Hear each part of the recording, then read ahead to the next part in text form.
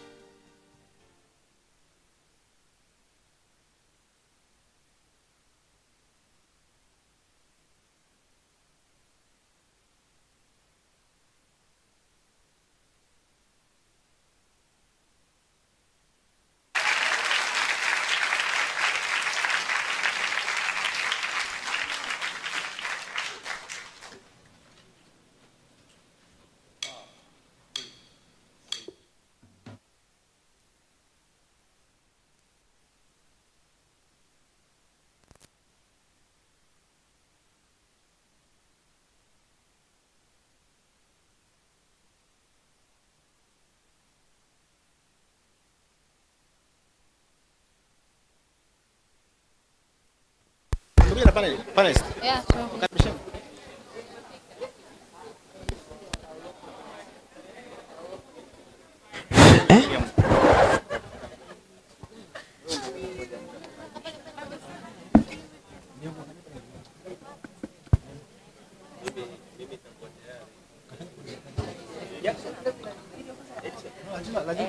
Lazima uintroduce kesho. Say good evening. Welcome very much.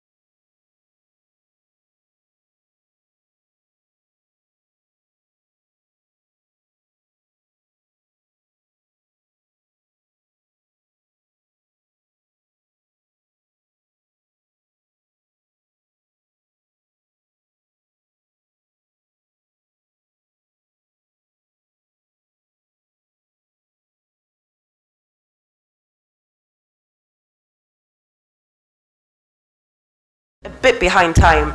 However, we're going to try our best to make this evening as interesting as we can. Rising women, do we have them in the house? I cannot hear you. It's International Women's Day. Come on, we gotta give it, seriously, if we can give it energy, like throughout the year, this is the one day that we can give it energy. Rising women, are you in the house?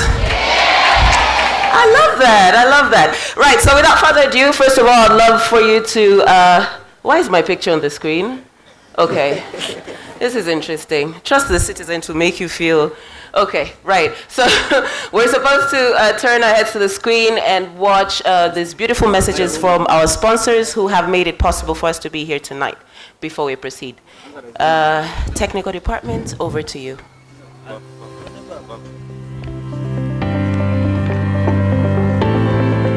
The Citizen Rising Woman Initiative, an idea that started in a boardroom, has blossomed into a brand that celebrates women achievements, thereby embedding the identity of the Citizen newspaper as a brand that connects people towards a common good. It is a platform for highlighting the challenges that need to be overcome to achieve equality for women and also share solutions.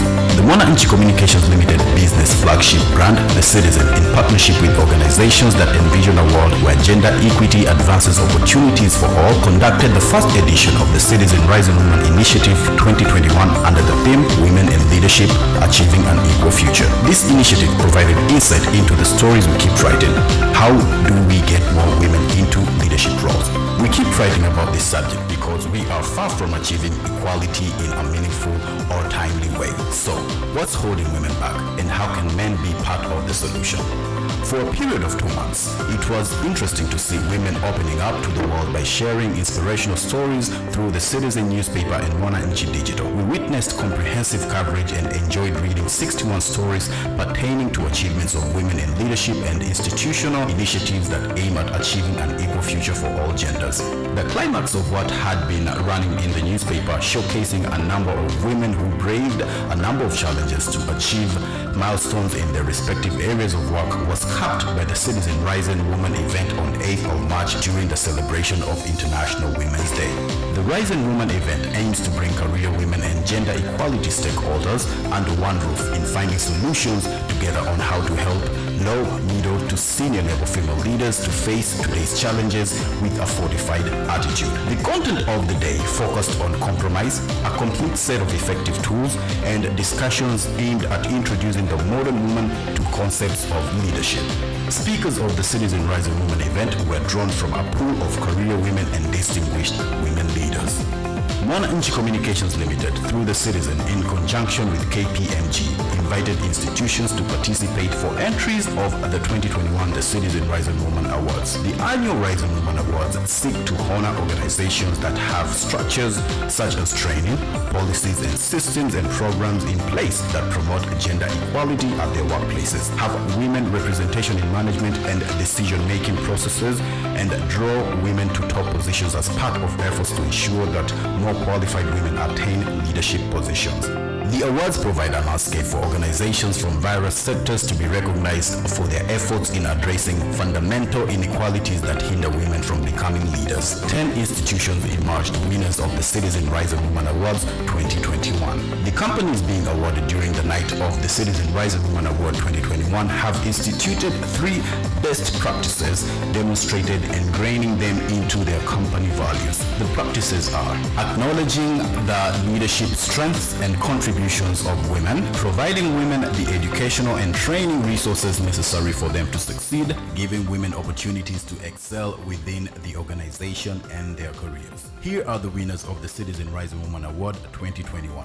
The Rising Woman Award category. This award recognizes organizations that promote gender equality at their workplaces, have a substantial women representation in management and decision-making processes. Entrants must have at least 50% women representation in management and decision-making processes. And the winners are AAR Insurance, IITA, Empress Furnitures Limited, Empower, and Minet.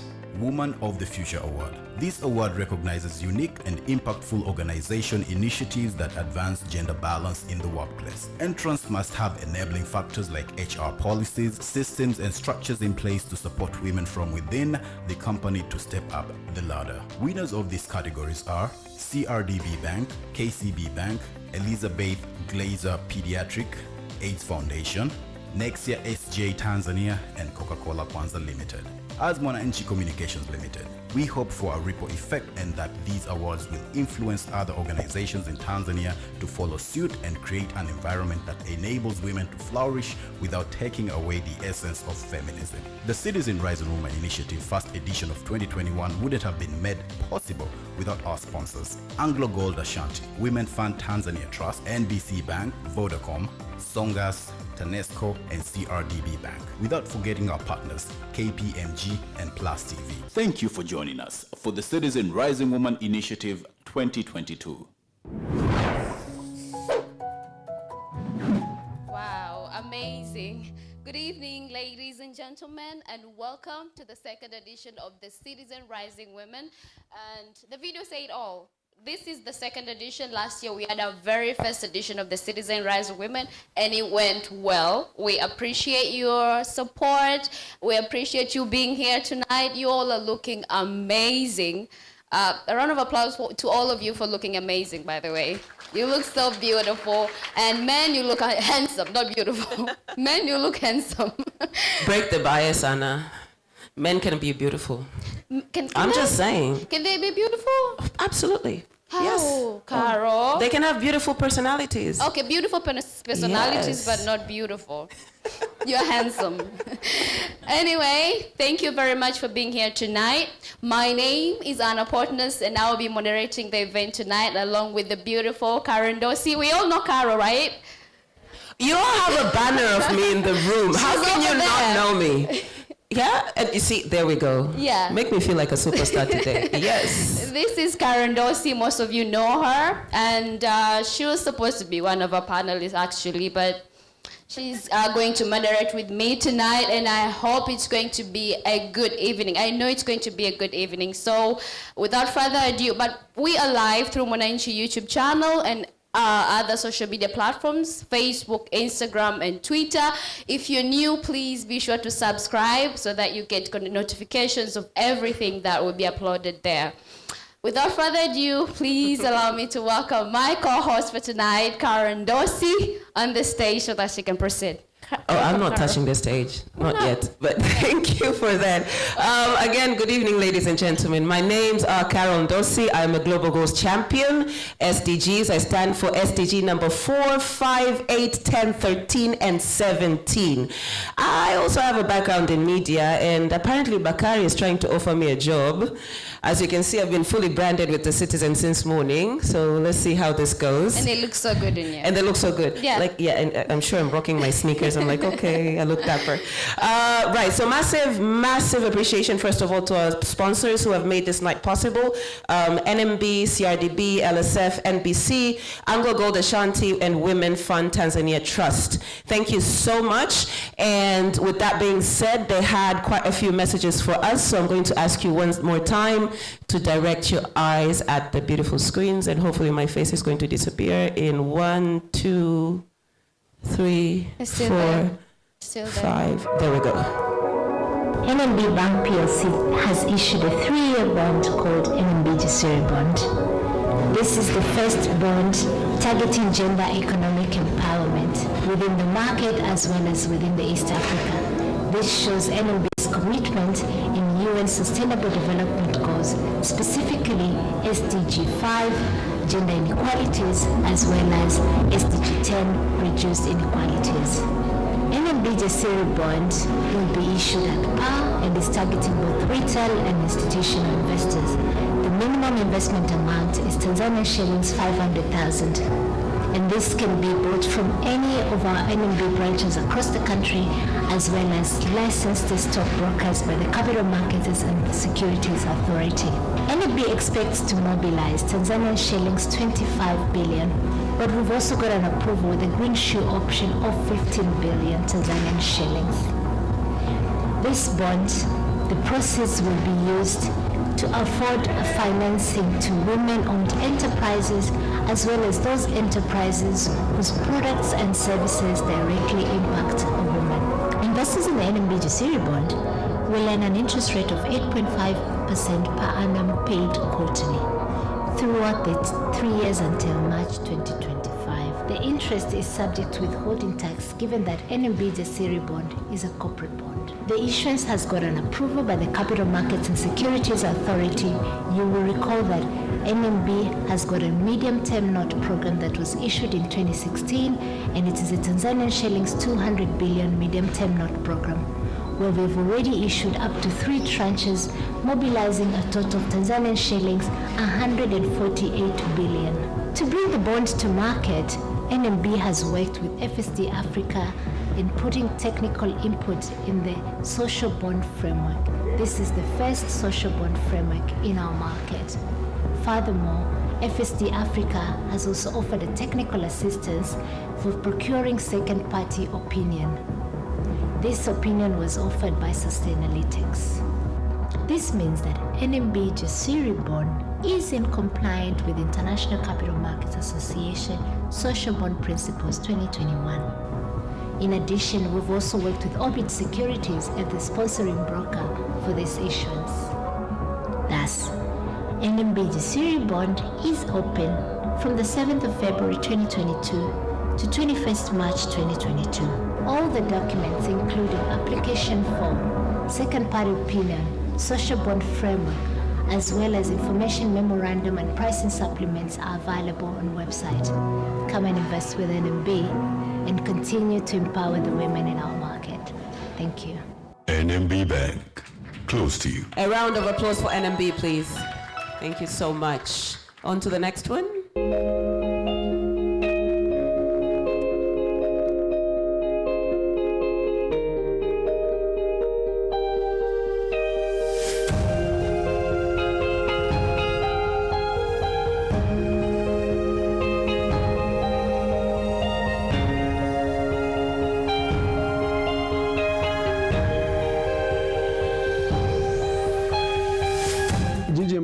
Imeanza kuwepo hapa mwaka 2000.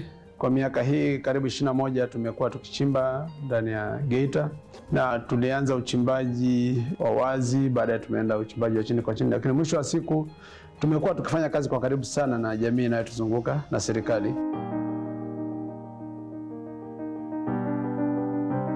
Siku ya wanawake duniani ina umuhimu kwanza kwa nchi yetu, kwenye kampuni yetu na duniani kote. Kwanza kwenye kampuni yetu inatupa nafasi ya kukumbuka au kuelewa umuhimu na nafasi ya wanawake kwa ujumla katika uzalishaji wa dhahabu, lakini pia katika viwanda au industry ya madini kwa ujumla wake. Kama tunavyofahamu, sekta ya madini imedominatiwa au imezidiwa na wanaume zaidi kuliko wanawake.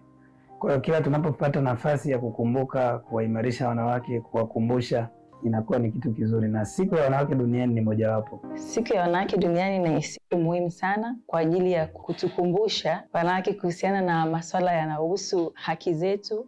Pia inawakumbusha na kuwaonyesha kizazi kijacho cha wanawake kwamba kuna masuala gani ya muhimu yanayowahusu na ambao wanayatarajia kama wanawake. Tunasema mama yeye ndio msingi mkubwa wa familia, kwa sababu ukiangalia majukumu ya mama katika familia unaweza ukaona mama anawajibika kwa sehemu kubwa sana kuhakikisha familia inastawi. Kwa hivyo naelewa ni muhimu sana kuwa na siku ya wanawake duniani, na tuendelee kuiadhimisha kwa maana ya kwanza kuendelea kuendeleza wakina mama, kuwainua na kuhakikisha wana maendeleo pia. Naelewa wanawake ni viongozi wazuri sana, kama wanavyoweza kuziongoza familia zao, hali kadhalika ni viongozi wazuri sana wa jamii, na tunaona tuna mifano halisi. Tuna rais wetu sasa hivi, rais wa kwanza wa awamu ya 6 wa Jamhuri ya Muungano wa Tanzania ni mwanamke. Siku ya wanawake ni siku nzuri sana, kwanza kwa sisi wanawake, kwa sababu inatukumbusha kwamba umuhimu wetu katika jamii. Inatusaidia pia kukumbusha waajiri kwamba hata wanawake pia wanaweza katika maeneo yoyote yale ya kazi. Yaani kwamba haijalishi ni kazi ya aina gani, sisi tunaweza pia kuifanya sisi wanawake. Tunajiendeleza kielimu, tunajiendeleza pia kibiashara. Ukiona kuna wanawake wengi ambao wametoka kibiashara, lakini tuaishie hapo, hata kwenye maeneo ya ajira. Kama hivi ninavyoonekana mimi nafanya kazi kama mwanamke, lakini zamani tusio na ule mfumo dume kama zamani kwamba kazi wanafanya wanaume tu, lakini sasa hivi kazi hata mwanamke anafanya kazi. Kama mimi sasa nafanya kazi SDA. Siku zote sisi nia yetu ni kushiriki, kuwekeza, kuunga mkono juhudi za serikali. Working together. Working together. Working together. Working together. Working together. Working together. Working together. Working together. Winning together.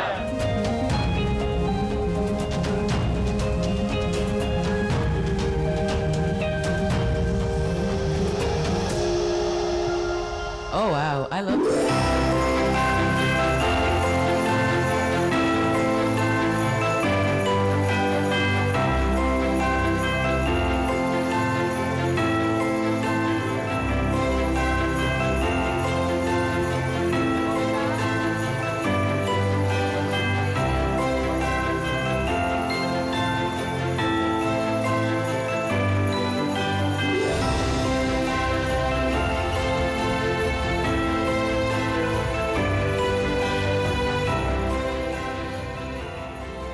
CRDB Bank, tunakusikiliza. Legal Services Facility LSF inakusogezea huduma za kisheria karibu yako katika simu janja yako kupitia Google Play Store au App Store. Unaweza kupakua app yetu mpya inayoitwa Haki Yangu. Baada ya kuifungua, utachagua lugha unayotumia na utapata ufahamu kuhusu Haki Yangu app na jinsi ya kujisajili. Ni rahisi, anza sasa kwa kuingiza taarifa zako kwa ajili ya kujisajili, kisha utachagua aina ya usajili. Kwa anayehitaji msaada wa kisheria, utajaza nafasi kwa kufuata maelekezo, kisha jisajili. Kupitia app hii, utaweza kumchagua msaidizi wa kisheria aliye karibu na wewe kwenye ramani kwa mawasiliano ya kupiga simu au kutuma ujumbe mfupi. Na mara baada ya kutuma ujumbe wako kwa msaidizi wa kisheria, utapata majibu na mwongozo wa tatizo au swali ulilouliza papo hapo. Haki Yangu app inakupatia orodha ya watoa huduma kisheria na pia inakupatia taarifa za ujumla za kisheria. Pakua Haki Yangu app sasa. Haki kwa matatizo ya kila siku.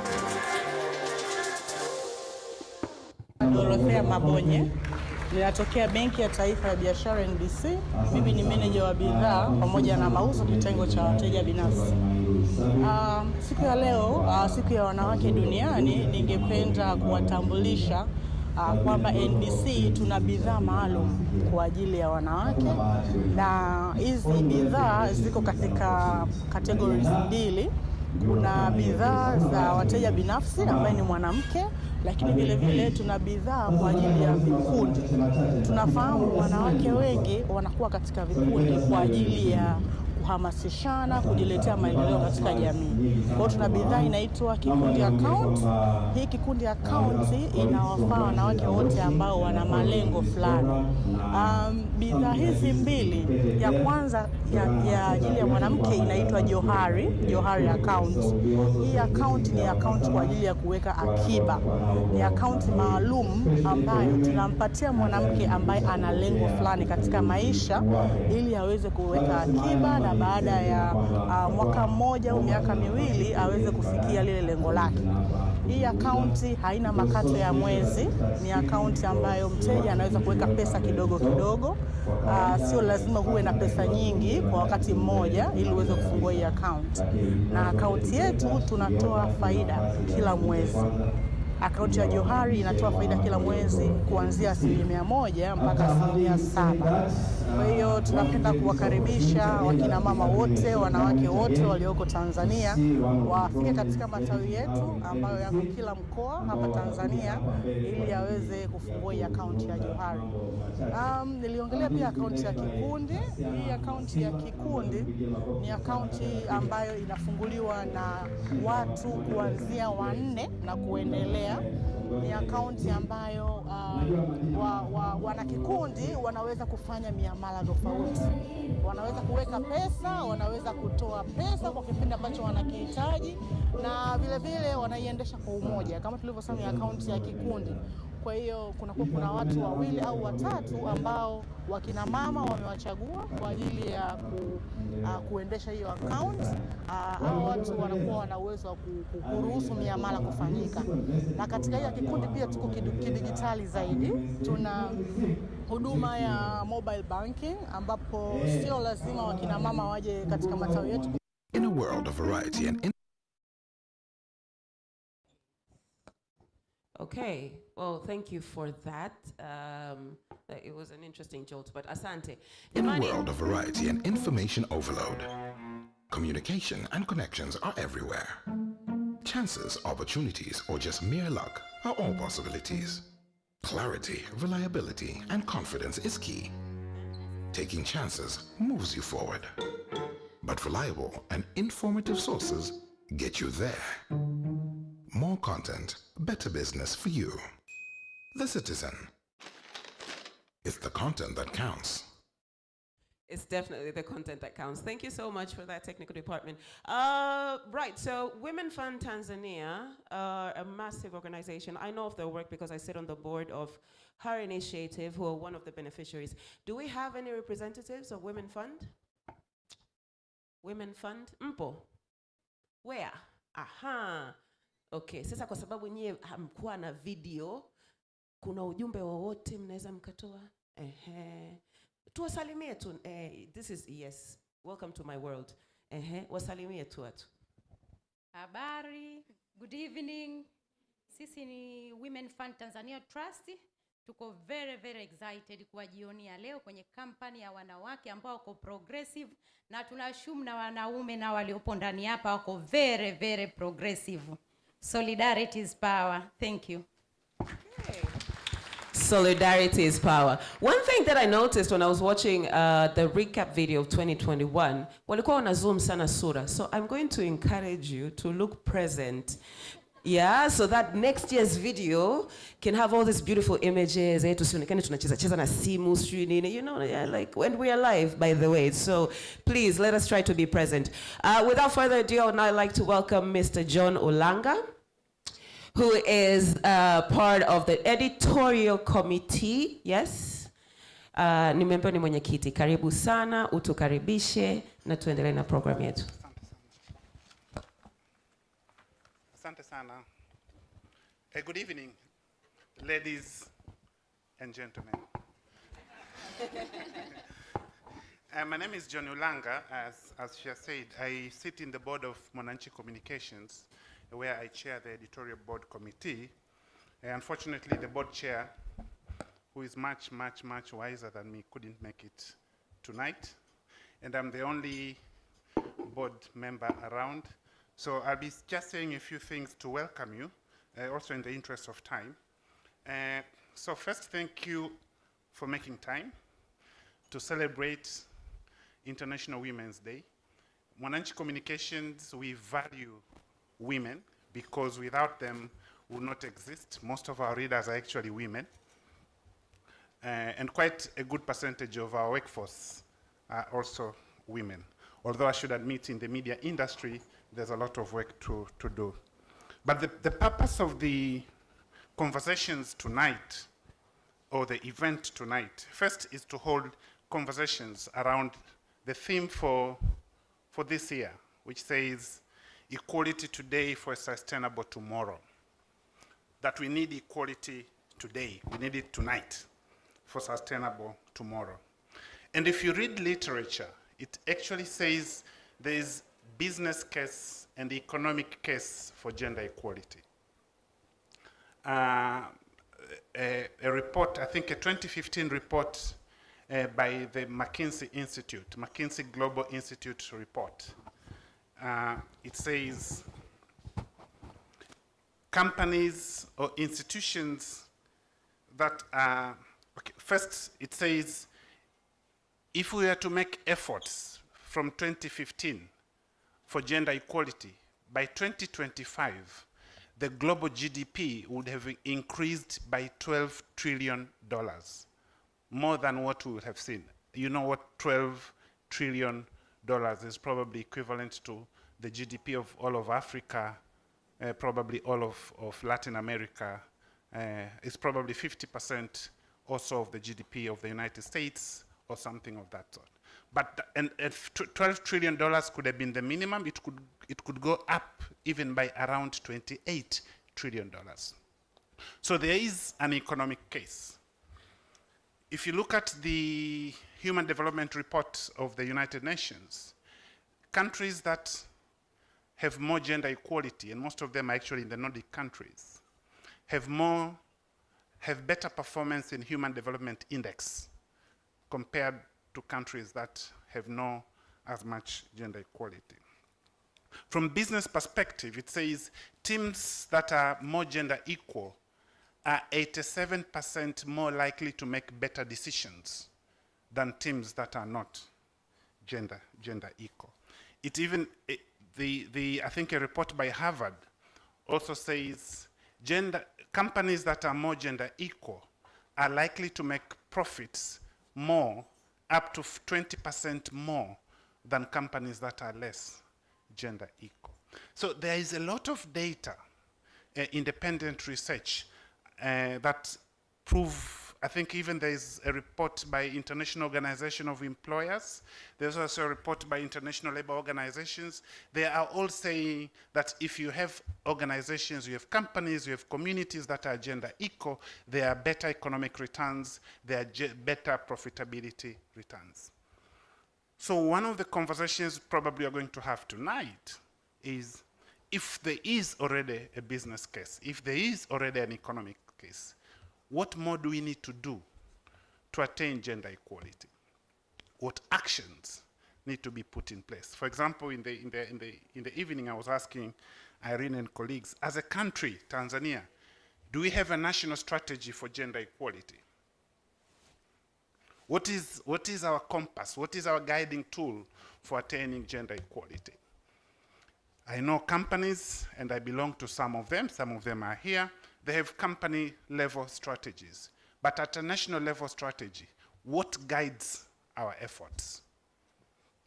I'm not sure if we do have. So there are conversations we're probably going to have tonight about what more can we do to break the bias. And I've read since morning, probably since yesterday, about breaking the bias. It's easier said than done, because biases are formed by traditions, by religions, by cultures, by norms, by everything we see, we read. What can we do to break the bias today for sustainable tomorrow? So I hope we're going to have interesting conversations tonight. As we have heard, we're also going to witness an award ceremony where companies that have taken the journey, we can learn from them in terms of the steps they have taken to attain gender equality and the lessons they have learned, probably the mistakes they might have made, and what can they teach us as individuals who are interested attain gender equality. I'm glad a few men are in the room. I always challenge this. When we talk about International Women's Day, most of the time it becomes a conversations amongst women. We will not attain a gender equality if it becomes us against them. So I'm glad that some of us are courageous to show up. It's not easy being a minority, we know that. But we are happy to have that conversation. So without further ado, I think I'll invite the guest of honor tonight, Ambassador Amy Mpungwe, somebody I respect very well, a retired but not tired diplomat. Our first High Commissioner to South Africa, has been involved in the struggles to making sure we attain Africa becomes independent. He's a chairperson of many boards, and therefore he is leading conversations around gender equality in boardrooms and in executive positions. I think chairperson of Kilombero Sugar, chairperson of MultiChoice, chairperson of Natosha, because the list can be,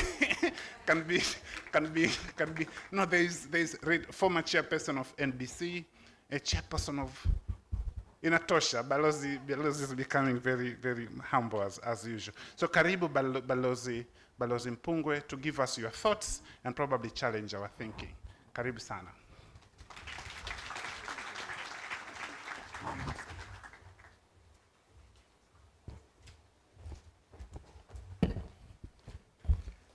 I suppose every man who comes here tonight should start with excuses.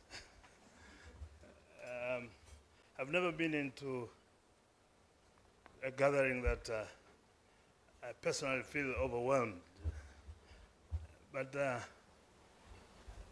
I must start by thanking Bakari and his colleagues at Mwananchi Corporation for the kind invitation. Initially, I was to come here as just an observer, just a participant, because I have a vested interest, which I shall reveal later. But then I was given this difficult task of being a guest of honor. I suppose my only qualification is because I'm a father of 3 daughters.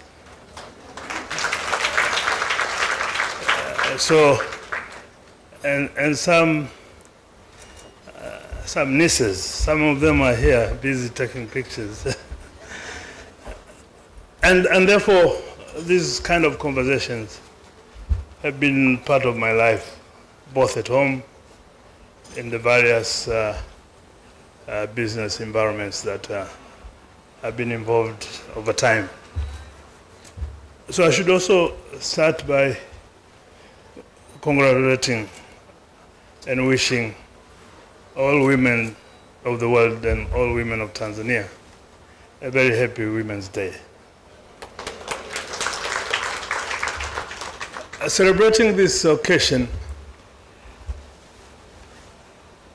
requires us to reflect on the developments that have been taking place on issues of gender and the development of human race.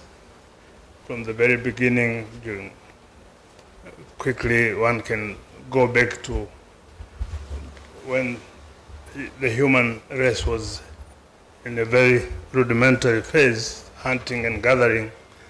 So the division of labor started there, you know.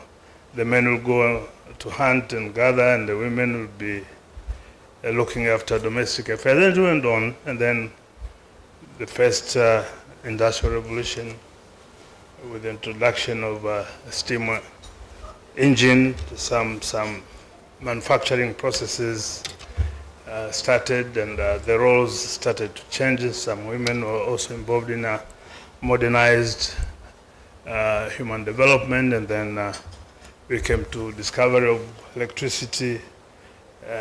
So increasingly, introduction of technology also tended to change the way the society was being organized. And in particular, especially in Europe, there are quantified studies For instance, the introduction of washing machine really liberated a lot of women from domestic work and made them focus on other activities beyond household activities. And then now we're talking later on with the fall of Berlin Wall and whatever it is continues to happen in Europe at the moment, but certainly significant developments in science and technology seriously transformed the social organization and in terms of relationship between men and women at home, in workplace, and in different roles. Certainly, the developments that came with science and technology, especially information and communication technology, liberated a lot of traditional, what was considered to be the traditional role of women, and brought some level of equity between men and women, because there were some technological instruments and equipments that did not require a lot of muscle. Therefore, men and women could handle a laptop, a computer, without the original distinction of hunting and gathering and whatever had happened in the past. But more importantly, that phase after the fall of Berlin Wall, which was the end of Cold War and this division between West and East and socialist world and capitalist world, was the concept of universal values, of human rights, of rule of law, of democracy, and therefore equality. The concept of gender equality started to assume a different and more progressive perspective. And it's not a fashionable thing, and it's not a fad. I think there's an increasing realization in terms of sustainable development that the human race should mobilize and put in play all the available resources, human resources that are available in the society. And now it's even more pronounced as the world has entered into the fourth industrial revolution, where issues of big data, of the race between human brain and artificial intelligence, the analytics, the blockchain technologies, you name it. There's so much happening in the human development today that it's no longer the question of muscle, because this is the only resource that men have always been depending on, that they feel more stronger than women. But the world that we're living now is no longer of physical strength. It's mental strength, is the capability to organize better, to manage better than the other. There's no race coming into play as it used to be in the past. And therefore, the rest of the conversation should be how do we empower and encourage this section of human society that was left behind with a lot of prejudices that are proving to be meaningless today, because the kind of capacity and resources that is required is no longer based on physical muscle or on appearance or on social status. It's really in terms of how can you leverage the technological advances that are available for the development of human race today. So it is also the question of sustainability. There is enough evidence, and personally in my business involvement in the few boards that have been involved, I've realized that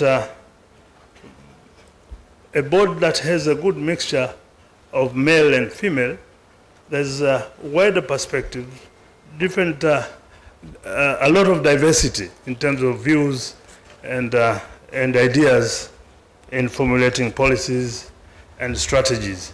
So it's only to the advantage of a family, of a company, of a business organization, of a nation, where issue of gender equality and issues of empowering women are taken seriously.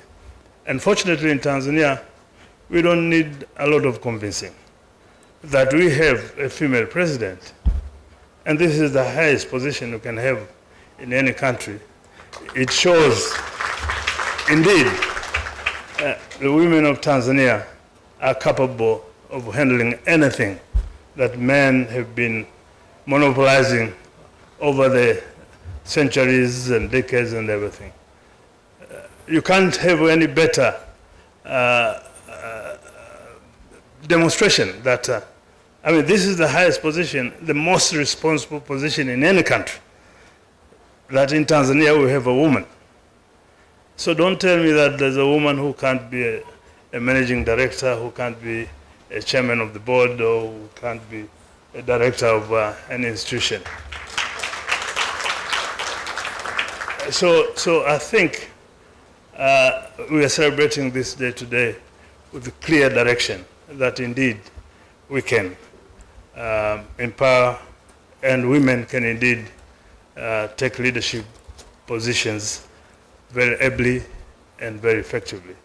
So I therefore wish this conversation tonight to explore various strategies and even first policy orientations and strategies, and possibly even suggestions of legal or regulatory frameworks that can be put in place to reinforce this commitment to put women on equal footing as men, but also in leadership position.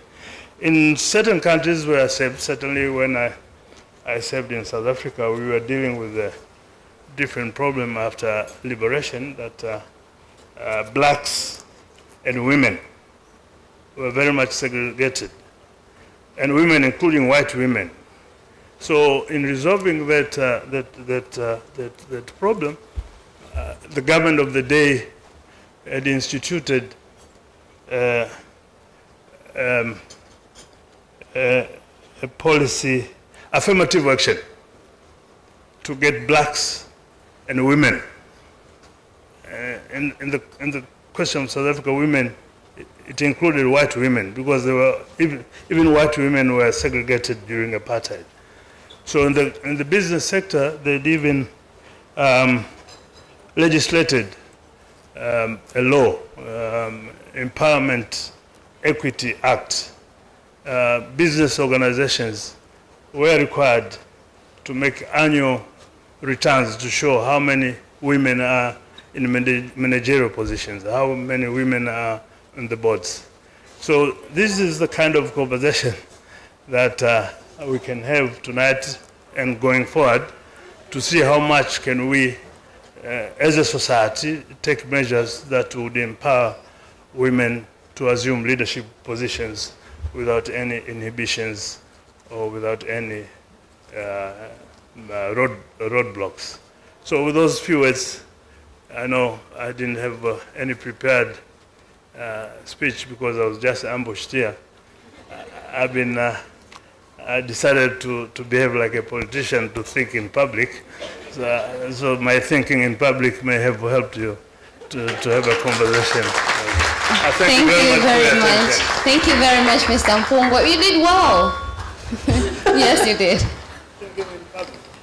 Yeah. Thank you very much.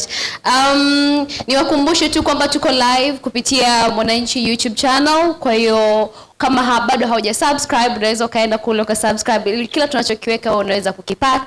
Lakini pia tuko live kupitia mitandao yetu mingine ya kijamii, Facebook, Instagram pamoja na Twitter. Nashukuru sana Mr. Mpungwe, lakini pia tumesharuhusiwa kuendelea. Mr. Langa ametupa ruhusa, ametuambia tuanze sasa shughuli yetu.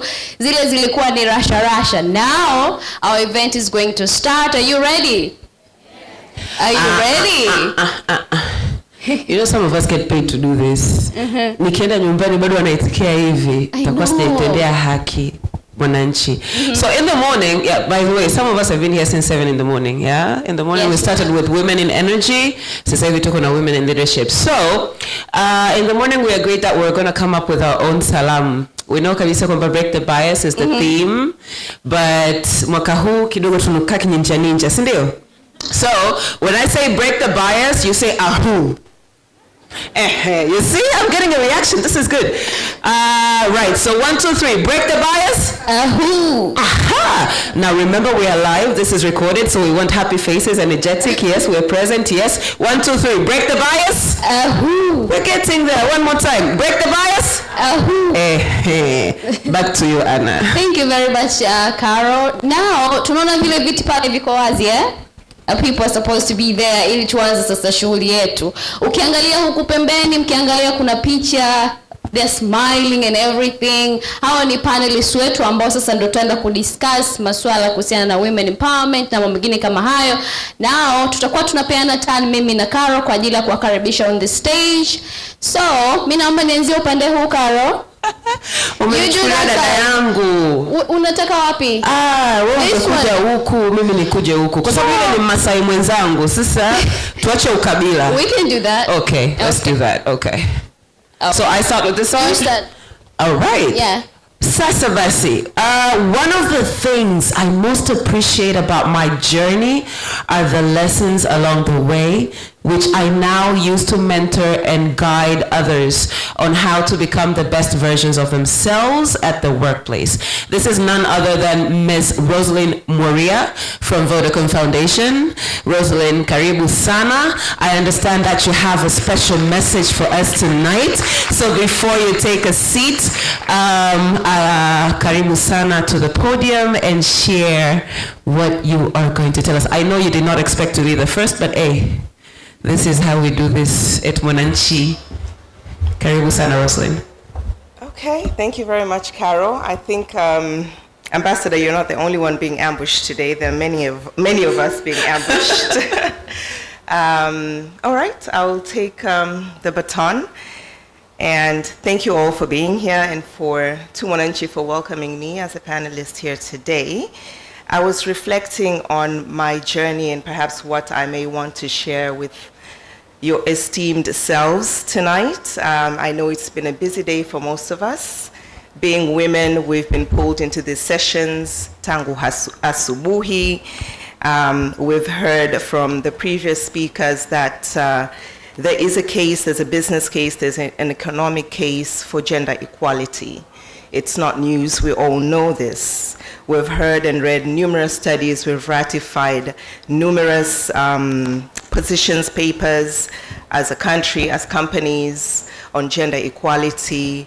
There are a lot of structural things that have been done to get us across and to get us to really embrace equality today for a sustainable tomorrow. So when I was reflecting on what I may want to bring to the table that might be new, I thought, let me speak to the individual, perhaps let me speak to the soul, let me speak to the, again, in line with my quote, to the person, to the woman that structurally is trying to be moved. And I thought to write a poem. And I also dedicate this poem to my two sons, SK and Eddie. It is called Woman, My Fellow Woman. Woman, my fellow woman, the journey may seem long, but the view from here is worth it, filled with gratitude and praise for the peaks and valleys that represent experiences, people, lessons learned, and much more. Woman, my fellow woman, the top may be where you are going, but you are right where you are meant to be in the present moment. A beginner's vision is the most beautiful of all, and the top, while it sounds like a destination, is only a junction, a point to pivot. Woman, my fellow woman, all our voyages to our very own pivot points began just like yours, with one hopeful step and a prayer. And oh, with every step, you learn to ignore the naysayers, you get to gather your tribe, you see the light a bit more brightly. This is because, woman, my fellow woman, sometimes you win, sometimes you learn. Oh yes, with every step, you find your voice, you find your true north. But with all that said, woman, my fellow woman, the journey can be oh so lonely. But never are you alone, my fellow woman. Learn to know your supporters and lean on them too. Learn to say thank you, but also no thank you, my fellow woman. And always pass it forward. What you know is not your own to keep, but to share, said one wise woman to me at some difficult point along my own path. She said, share knowledge and experiences so that another can be empowered. I personally have cherished this wisdom piece for many years now. With every step, my fellow woman, take a sister, a brother, take another towards glory with you. Either way, you are a victor anyway.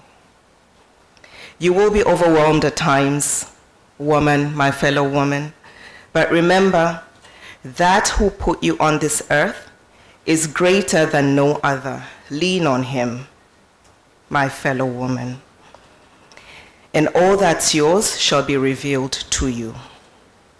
Woman, my fellow woman, it takes grit, it takes courage, it takes patience, but it also takes knowledge. Learn your craft, but most importantly, it takes grace. Be unapologetically you. This was one of the greatest awakenings I experienced in my own journey. After all, there's only one you. Choose her. Rise up. We need you. Rise up. The world needs you. Thank you for listening. Oh, wow. Woman, my fellow woman, please take a seat. I'm almost tempted to let you go after that. I'm like, okay, I don't think there's anything else you can say on the panel that will top that. But that was beautiful. Please send that to me, Dada Rosalind. I would like to frame that for my two daughters. I believe they'll draw inspiration from that. Anna, over to you. Thank you, Carol. There is a quote here that says, for me, leadership is not about title. It is the purpose. I've always been driven by purpose because I want to uplift as many people as I can, especially women and girls. So please help me welcome Miss Lulu Wanakilala, who is the Legal Services Facility CEO, but also she is the chairperson of TAWLA, Tanzania Women Lawyers Association. Welcome to the stage, Lulu. A lot of applause, please. A round of applause. Women in leadership. Mm-hmm. Women in leadership. Karibu sana. Do you have a poem for us, Lulu? I'm just checking. No poem? It's okay, no pressure. No pressure. Okay. Karibu sana. Right. Over to another rising woman, a woman who has done transformative things in the financial sector, especially when it comes to women's financial inclusion. We keep on meeting in these beautiful panels that keep on saying empowering women, but it's okay, we shall keep pressing. So her beautiful quote says, I believe in the saying, charity begins at home, for the way I've been brought up has had a positive impact on the career and life in general. Please help me welcome Miss Irene Mlola. She is a financial consultant. That's what she is. Actually, she said financial architect or advocate. Advocate, yes. The last time she introduced herself to me, again. Karibu sana. No poem from you. I'm just checking. No? Okay, all right. Anna?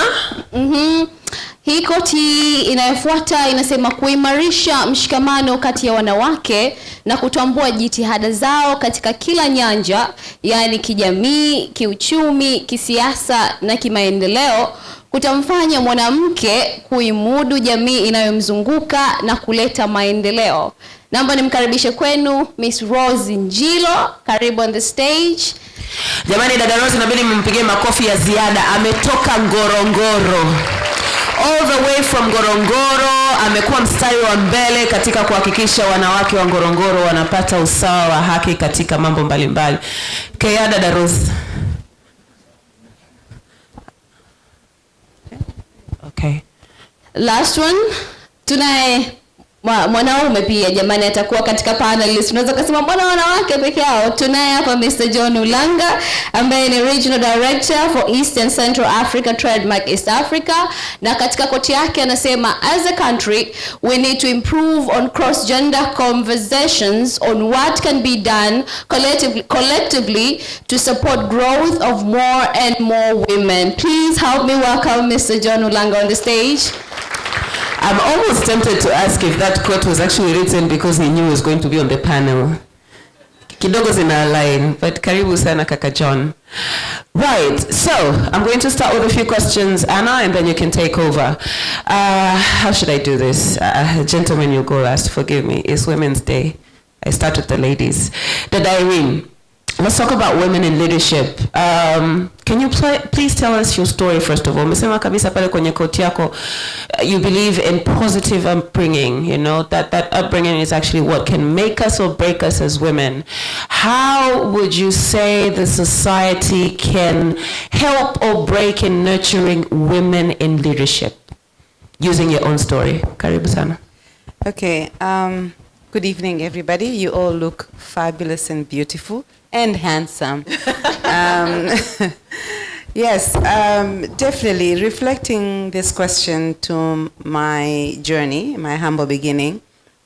I see a lot of, what I've become. It's because of that strong family where roles were clearly defined within the home. And then I saw, both my father and my mom taking a combined responsibility in really raising us as children and allowing us to really grow, and actually we were nurtured to have the ability to know that, this world, what is really critical is the fact that we actually need to be quite focused and allow ourselves to live fully, to see through the purpose to which we actually made to come into this world. So just, the fact that, my father was a civil servant, my mom was an entrepreneur, both of them different roles, different sort of structure of working, but all contributing to really raising a family, raising us to be able to see those different roles, was really something that I took to heart. But what is more important is them believing in us as children, and here I can actually put myself on the spot, and pushing us to really, push the boundaries to those impossibilities that can actually, what we consider as impossible, it is something that they actually try to push us and say that everything that you put your mind into it, you should actually be able to achieve. So I'm trying to reflect, nilipomaliza shule, A-level, and it was in my dream that I actually go and study outside Tanzania.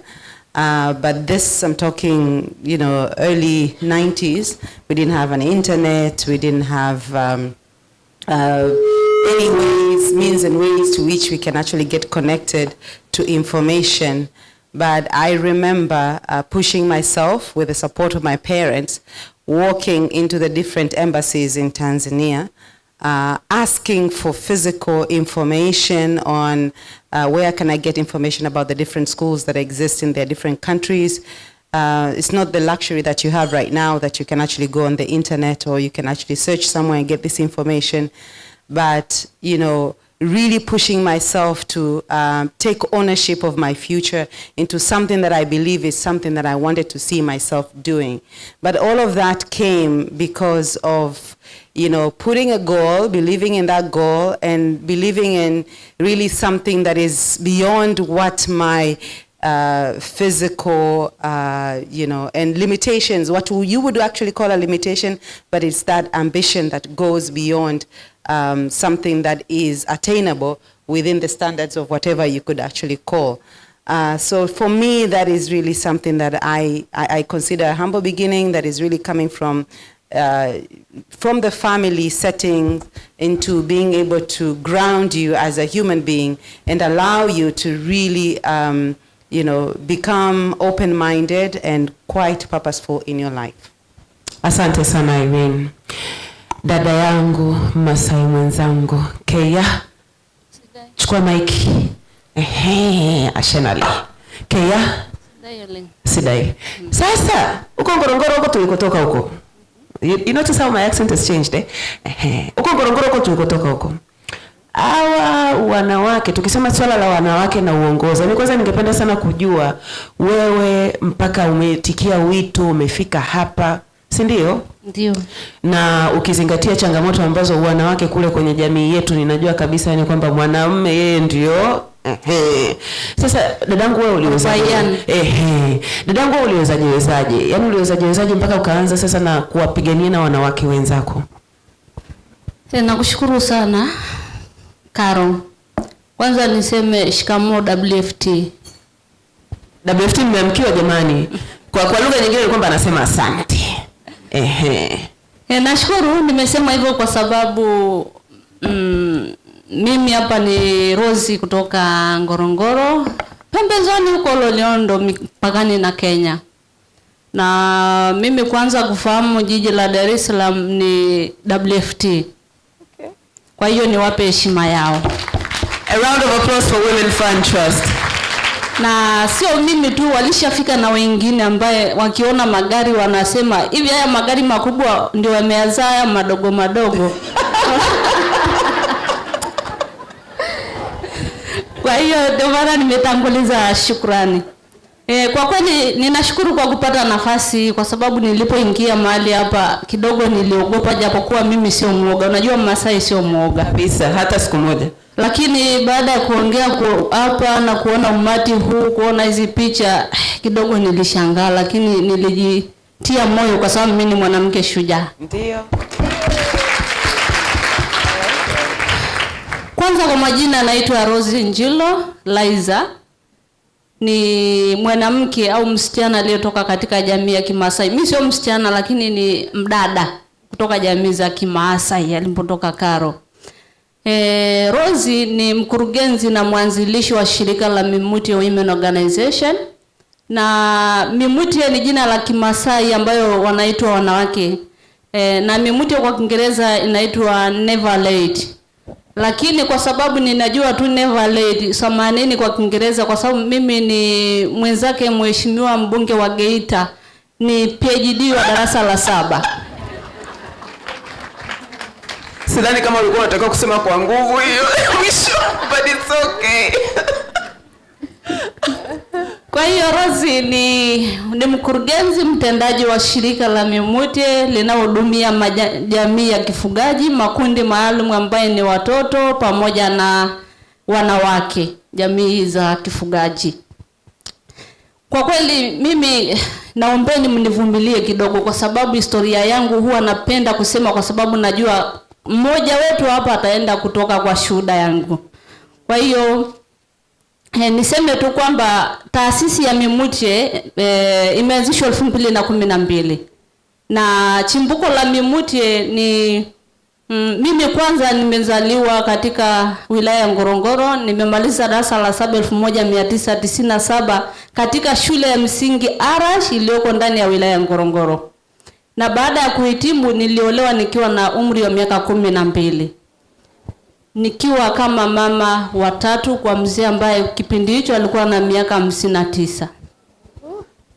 Kwa kweli niliolewa pale, niliteseka sana kwa sababu kwanza wazazi wangu walikuwa hawapo tayari, lakini alikuwepo babangu mkubwa ambaye ndiye aliniwezesha pale.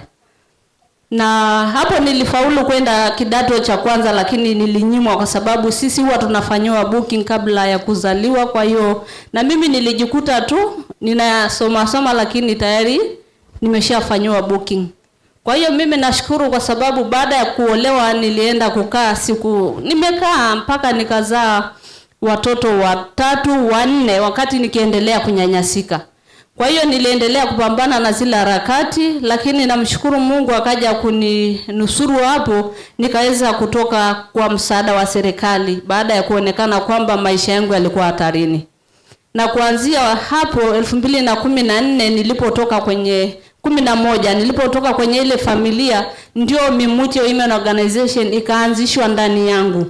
Imagine mwanamke ambaye hajasoma wala ni maskini ambaye hana kitu chochote, lakini nashangaa ninachokililia ni wanawake nayoona wanateseka. Mimi niliotoka sijui pa kwenda, lakini naona nimepata bahati ya kutoka pale. Watoto nilianza kuwasambaza kwa marafiki zangu kwa sababu nilitoroka usiku, hatuna nguo, nikaanza kuwasambaza wale watoto wangu. Baada ya hapo nikaanza sasa kuwaza wanawake ambaye naona wa Kimasai na wasichana kwamba hivi iko siku sisi wanawake wa Kimasai tutakuwa huru kwa sababu tuko utumwani. Kwa hiyo nikawa najiuliza hayo maswali. Wakati huo sijaenda shule, nimetoka kwa mume, sina hata chochote wala sijui pa kwenda kwa sababu sijaenda mjini. Ni mama wa nyumbani tangia nilipotoka huko kwa shule, sijawahi kwenda mjini. Hata saa nyingine kupanda gari ilikuwa ni shida.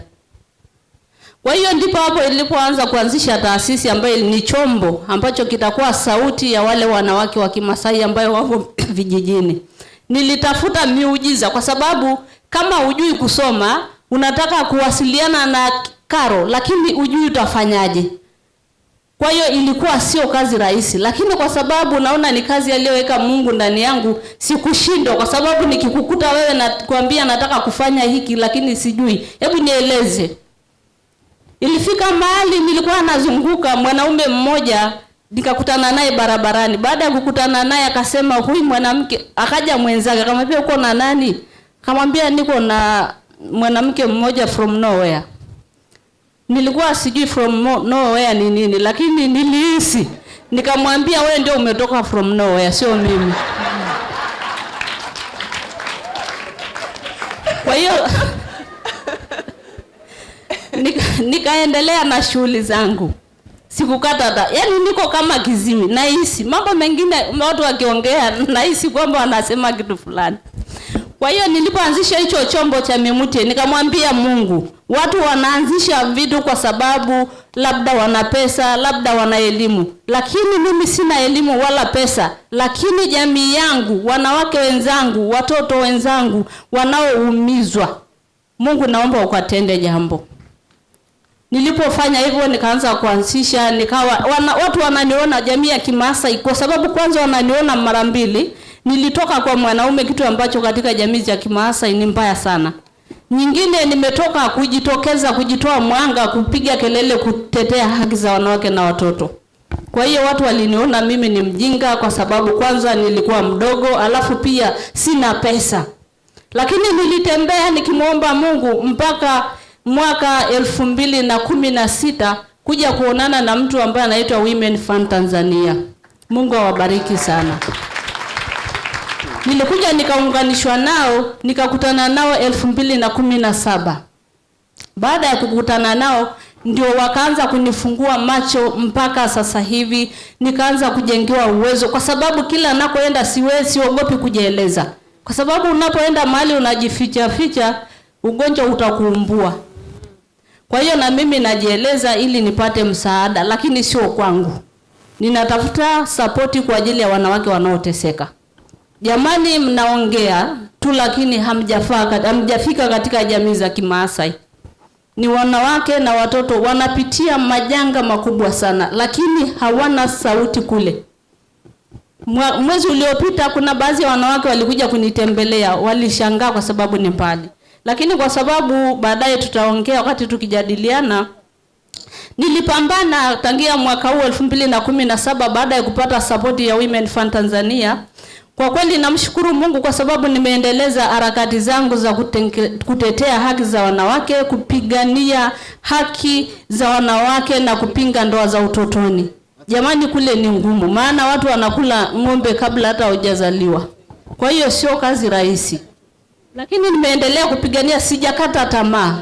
Nimepigania hiyo haki ya watoto kila nikiona, kwa sababu tayari nina watu ambao wananipa taarifa kwa siri. Ninakimbia polisi na ninapata pia support kutoka kwa polisi, na hata sasa namshukuru Mungu kwa sababu nimeshawaokoa watoto 30 tankia,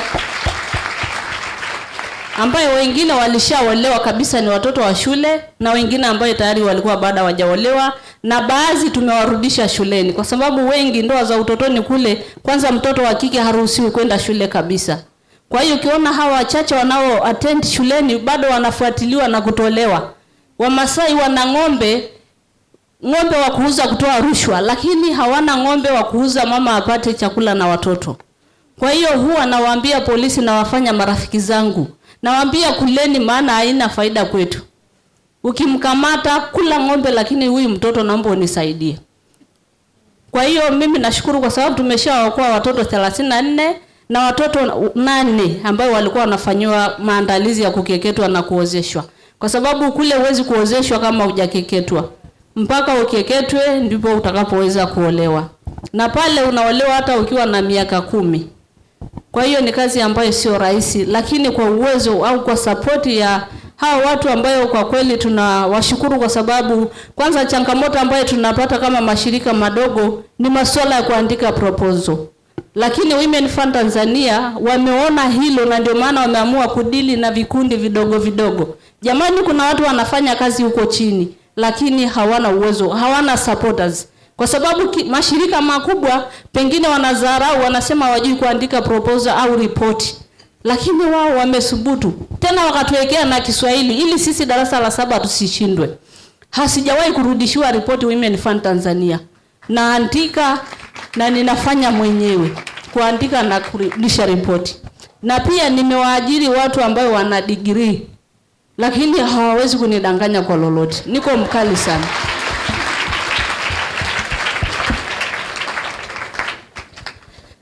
Kwa hiyo namshukuru Mungu kwa hapo, kwa sababu kwenye swala la elimu, la kuwaokoa watoto tumefikia hapo. Ukija haya ni mafanikio baada ya kukutana na hao watu wa WFT, na kuhusiana na masuala ya leadership, uongozi kwa sababu mimi nikijua kidogo lazima nitamke hiyo moja.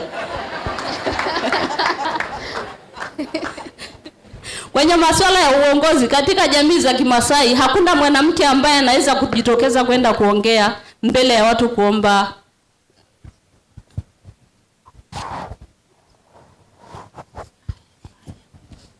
Hakuna mwanamke ambaye anaweza kujitokeza hata siku moja kwenda eti kuwa na maozo ya kwenda kugombea kuwa kiongozi.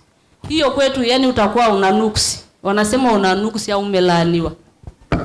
Lakini nashukuru kwa sababu kuanzia 2018 nilipokuwa napata fund kutoka shirika la Women Fund Tanzania, nimeendelea kupiga kelele. Yani napiga kelele sio kawaida. Mpaka iliafika mahali nyingine watu wananiona kwamba huyu mwanamke sio mwanamke. Kwa sababu wakati niko kwenye vita simuogopi mwanaume. Tunapigana hata saa nyingine mpaka kwa ngumi. Dada wangu tuhitimishie hapo. Kwa hiyo nashukuru kwa sababu kwenye swala la leadership wanawake 125 katika miaka hii mitatu wamejitokeza, wamegombea nafasi mbalimbali za uongozi, na tumeweza pia kuingiza system ambayo haipo ya kimila ambayo inaitwa, kuna wazee wanaitwaga wazee wa mila malaigwanani. Pia kama Mimwite tumeweza kuingiza system ya kuingiza pia viongozi wa kimila ambaye ni wanawake. Kwa hiyo katika jamii yetu sasa hivi hiyo nafasi hipo, na wamama pia 5 tumeshawapata ambao ni viongozi wa wanawake wa kimila. Hiyo ni kazi ya Mimwite kwa support ya Women Fund. Mimi mwenyewe hapa nilipo nimetoka kugombea mwaka jana kwa nafasi iliyokuwa wazi ya nafasi ya ubunge katika wilaya ya Ngorongoro aliyoachwa na ndugu yetu Mheshimiwa Lenasha alipotangulia mbele za haki. Sikukaa nyuma, nilisimama katikati ya wanaume 17. Nilisimama na mimi kwa mwanamke kubemberesha bendera ya wanawake ili ijulikane kwamba pia wanawake wapo katika wilaya Ngorongoro. Kwa hiyo ninamshukuru pia nitakuwa mchoyo fadhila kwa kutosemea LSF. Mwaka jana pia waliweza kutupa support kwa ajili ya kufanya maadhimisho ya mtoto wa kike ambaye haijawahi kufanyika wilaya Ngorongoro tangia wilaya ya Undwe. Hata hizi siku tunayosherehekea leo katika wilaya za Wamasai hazifanyiki. Kwa hiyo hata wanawake wenzenu kule hawafahamu kwamba ni nini kinaitwa Women Days au siku ya mtoto wa Afrika. Hakuna kitu chochote wanachokifahamu. Na wadau wengi mnaoonaga wengi wanaishia mijini, sisi tunaopambana kule tunakosa uwezo. Kwa hiyo namshukuru pia na heshima yako dada Lulu, Mungu akubariki sana. Kwa hiyo nimalizie, kwa sababu ninayo mengi, nimalizie tu kwamba ninaomba kama wanawake wenzangu, kama viongozi wenzangu, kwa sababu ninavyowaona ni viongozi, ni wanawake mashujaa. Naombeni muungane na sisi, unganeni na Women Fund Tanzania, LSF na mashirika mengine. Kumbukeni kwamba kuna wake wanateseka vijijini. Msio mnaangalia, kwa sababu ukiangalia kwenye mitandao wanawake wa Kimasai au wadada wa Kimasai uwapati kwenye mitandao, hawana simu wala hawana access yoyote ya masuala ya internet. Kwa hiyo kuna wenzenu nyie mnaofanya na kazi na mashirika ya wasichana au wamama, jamani shukeni huko chini. Nina mengi ya kusema, lakini pia nitakaribisha maswali na Mungu awabarikini. Karibuni sana Ngorongoro, kwa sababu mkija Ngorongoro mtawapata kina Rozi wengi kama ambavyo Women Fund wanafanya. Kwa kweli mimi nawapa heshima zao zote na salamu zifike. Naona mkurugenzi yuko pale. Heshima zako pamoja na staff wote, na washukuru sana. Asante sana dada Rose. Oh wow. Hata sijui naanzia wapi, lakini kwa kweli Professor Rose, Professor, asante sana. So umesema una PhD? Professor Rose, nashukuru. Jamani kuna moja nimesahau, samahani. Umetoka mbali nataka kusema hivi, siku zote ukiwa kama mwanamke shujaa, hakuna kitu utaogopa. Hapa nina elimu ya darasa la 7, lakini niwape taarifa kwamba mwezi wa pili tarehe 24 nimejisajili kusoma form 1. That is amazing. Kwa hiyo ninahitaji support, mtu yoyote ninahitaji kusoma mpaka chuo kikuu. Kwa hiyo ninaomba support yenu kama wanawake. Nina mtoto wangu ananifundisha yuko form 1. Leo naye anafanya form 2 na mimi ni mama yake ndafanya. Safi. Kwa hiyo ninaombeni support yenu kwa yeyote ile ambaye atajisikia. Ninasoma, sina mchezo. Hata hapa nilipokuja vitabu viko hotelini. Nasoma. Darozi hataki mchezo. Darozi, kwanza hongera sana na asante kwa kushare story yako na sisi, kwa sababu mara nyingi sana kwenye hizi event kama ulivyosema huwa tunasahau narrative ya wanawake ambao wako nje ya miji mikuu. Kwa hiyo nashukuru sana kwa kushare hiyo story yako na sisi. And I hope tutaendelea kuwa na maswali. Jamani, please I encourage you to tweet, to share this on your social media, to encourage people to also watch us on our digital channels. Dada Roslyn, I know I was tempted to say, you want me to skip? Yeah? Okay. As long as you've given me the go ahead, it's okay. I was just going to say, the poem is just, anyway, it's done everything it needs to do, so it's okay. Right, so Dada Lulu, over to you. Dada Rose amekusifia sana, amesema shirika lenu limefanya kazi kubwa. Mimi binafsi pia nawafahamu shirika lenu, but my question to you would be, as a woman in leadership, you're heading one of the most biggest CSOs in the country, managing thousands, if not millions of euros, yes? Now, how would you advise a woman, like what would be the career pathway that a rising woman can take to arrive at where you are today, managing such a big portfolio, butting heads with all these government people, all these diplomats, all this, et cetera, et cetera, et cetera. How do I become like Lulu? How do I get to be like Lulu?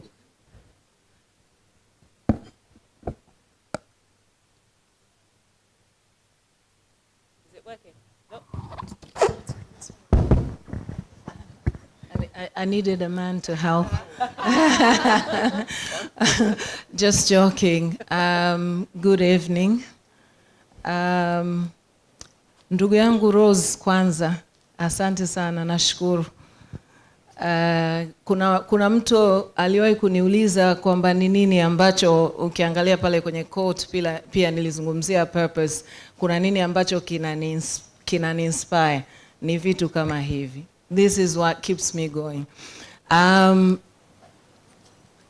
To answer the question that I was asked, I don't think anyone should be like anybody else. I don't think anyone should be Lulu. I think everybody should be the best version of themselves. And I think, thank you. And I think when we talk about leadership, I believe we're all leaders. And that's why, again, to go back on the quote, I would say, leadership is not a title. The title does not make you a leader.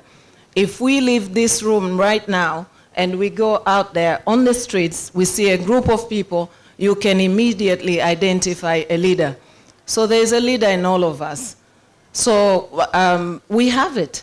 Everybody has it. So maybe the question is, how do you nurture that? How do you develop that? How do you build on that? How do you then get to, to where you want to be? And it doesn't necessarily have to be, you don't have to do what I do. You don't have to be me. I think there are people who are doing amazing things out there that, in every field of life. And I also believe that you can be good at anything you choose to do as long as you decide to work hard at it. And so anybody can do any of this that we're all doing. But for me, the journey has been about, I guess, determination, knowing exactly what it is that I set out to accomplish. I am a lawyer. Yes, I'm a lawyer, and I specialized in international law and human rights. I also studied business and management and other things. But again, I also don't think you're bound by, I don't believe in putting people in boxes either. I don't believe you're bound by a certain profession or as in what you studied or what you're doing at the moment. That doesn't have to be all you can do. I believe, if you know me, so I'm everywhere. I do everything. And I think we're all able to do that. I think you have to be driven by purpose, as I said before. You have to know your why. I don't think the journey should be about just getting there. When you get there, then what? Then what do you do once you get there? What is it that drives you to get there? And when you get there, what will it mean for you and for everybody else? And it shouldn't be just about you. It's about the impact that you can make in everybody else's lives, not just your own. So for me, it's always been about that. That was amazing. My takeaway from that is, do not try to be like someone else. Nurture what is inside you, but also what is your why. Okay, Kaka John. Do not put the mic down. The only gentleman on the panel. What can I ask you? No, seriously. So John Ulanga has been in many spaces over the years. Like, I've witnessed his work, his transition from one sector to another, etc., etc. But my question to you would be, as a progressive man who's always, see Lulu is smiling, as a progressive man who's always supported women, because he's also supported me at some point. So as a progressive man who's been supporting women to excel in different positions and in different lines of work, what would be your observation on Tanzania's journey when it comes to women in leadership? And in retrospect right now, when we have a female president, how would you say it's looking for us? What's the overview? Are we almost there? Are we getting there? What else can we do? Well, that's a tough. It's a packed question. Yes, it is. I think first we are on the right track. Let me say so. Remember, Tanzania is the country that produced the first Secretary General of the United Nations Assembly. No, the 1995 International Women's Conference, the Beijing Conference. You see, that's like, yeah, it's not a small thing for that position. And ever since, we have seen quite a number of women holding very senior positions, international, but also national level. So I think that, Jan, we are on the right track. And we are on the right track because conversations around gender equality have started probably even pre-independence. For those who read, I think probably the first book produced by the late Mwalimu Nyerere, a 1944 book or booklet was about gender equality. I'm sure Balozi Mpungwe knows about that. So the conversations around gender equality, but also the role of women during the independence struggle, also the role of women post-independence. So we are on the right track. But we are also on the right track because much as we have not attained the equality that we are talking about, but conversations between men and women are happening.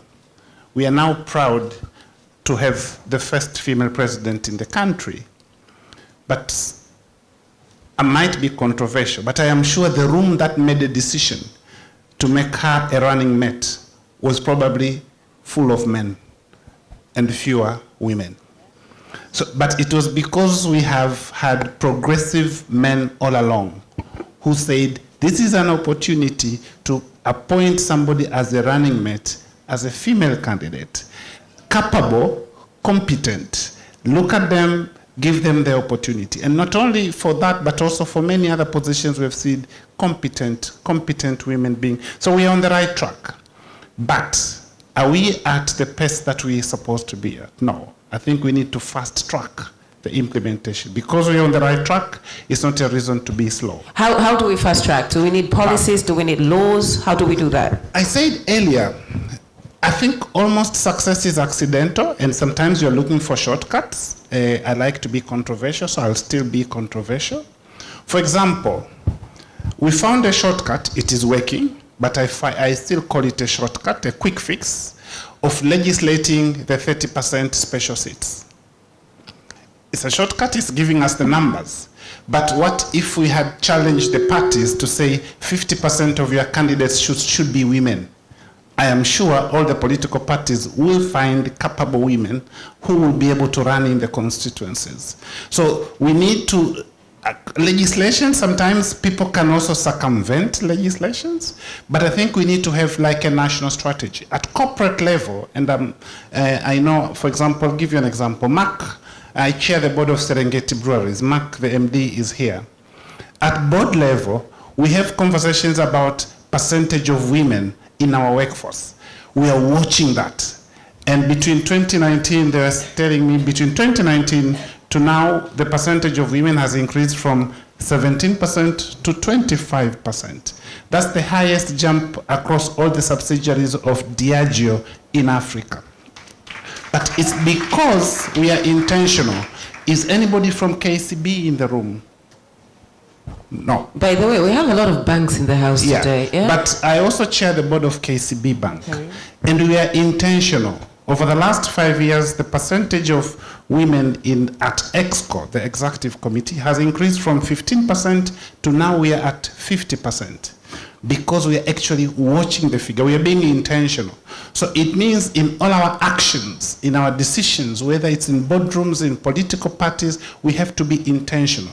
Now, what should create that intention? Could it be a national strategy for gender equality? What should be our compass? What are we looking at? It's easy to say we want to attain gender equality, but we have to have either incentives, like the awards, or sticks that push people in that direction. Thank you. Thank you, Kaka John. No, it's okay. I'll let you go. That's enough. But I just wanted to bounce back something to Dada Rosalind? Can I ask a question? Yes, please. Yes, Langa, please. before tujaenda huko upande wa pili. Umezungumzia mambo mengi hapo, lakini tunapoongelea wanawake, tunaongelea katika jamii nzima. Sio hawa tu ambao wako kwenye levels za managerial levels and everything. Unafikiri ni mchango upi wa wanaume katika kuhakikisha kwamba hawa wanawake hata katika levels za kawaida katika jamii tunahakikisha kwamba tunawasupport ili na wao basi waweze, kama alivyozungumza hapa Dada Rosie, kuna wanawake ambao hawajui chochote kuhusiana na hizi kitu ambazo tunaongelea women empowerment or anything. What do you think men, how do you think they should be involved kwenye kuhakikisha hili lina? Excellent question, Anna. And I don't think we are appreciating enough men who are doing something. Read a book by Dr. Judy Dlamini, a South African, I think Balozi knows. She has written a book known as Eco But Different. Actually, she launched that book here in this same venue. I think we are sitting on the same table three years ago. And in the book, she's talking about women that have conquered racial, gender, whatever discrimination. But she has also captured stories of men who have contributed to the emancipation of women. You know, and that's why I said earlier, conversations around gender equality shouldn't be taken as us against them. We should also appreciate the role that men do play. Let me give you another example. 62% of people who are leading UN organizations now are women. That is up from 19% about 20 years ago. But most of those appointments have actually been done by Antonio Guterres, a man, you see. So it means we cannot attain that equality if men are not educated and do not appreciate the business, the economic, but also the social case for gender equality. Once they are informed, they appreciate the contribution, then they will have a different lens. Instead of looking at a woman from the neck down, they look at a woman from the neck up. Thank you. Thank you very much. I love that. Thank you for asking that question. So on the same note, I know that boardrooms and corporate companies are always, well, that, yes. Although they might be intentional, but getting a woman's foot in has always been a challenge. So, Rosalind, you have been in the corporate world. What more can we do to get more women in corporate leadership and in boardrooms where all these decisions are made?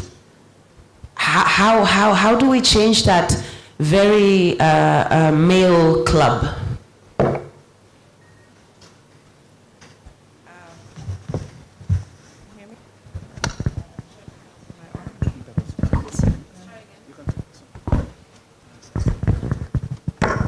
Thank you.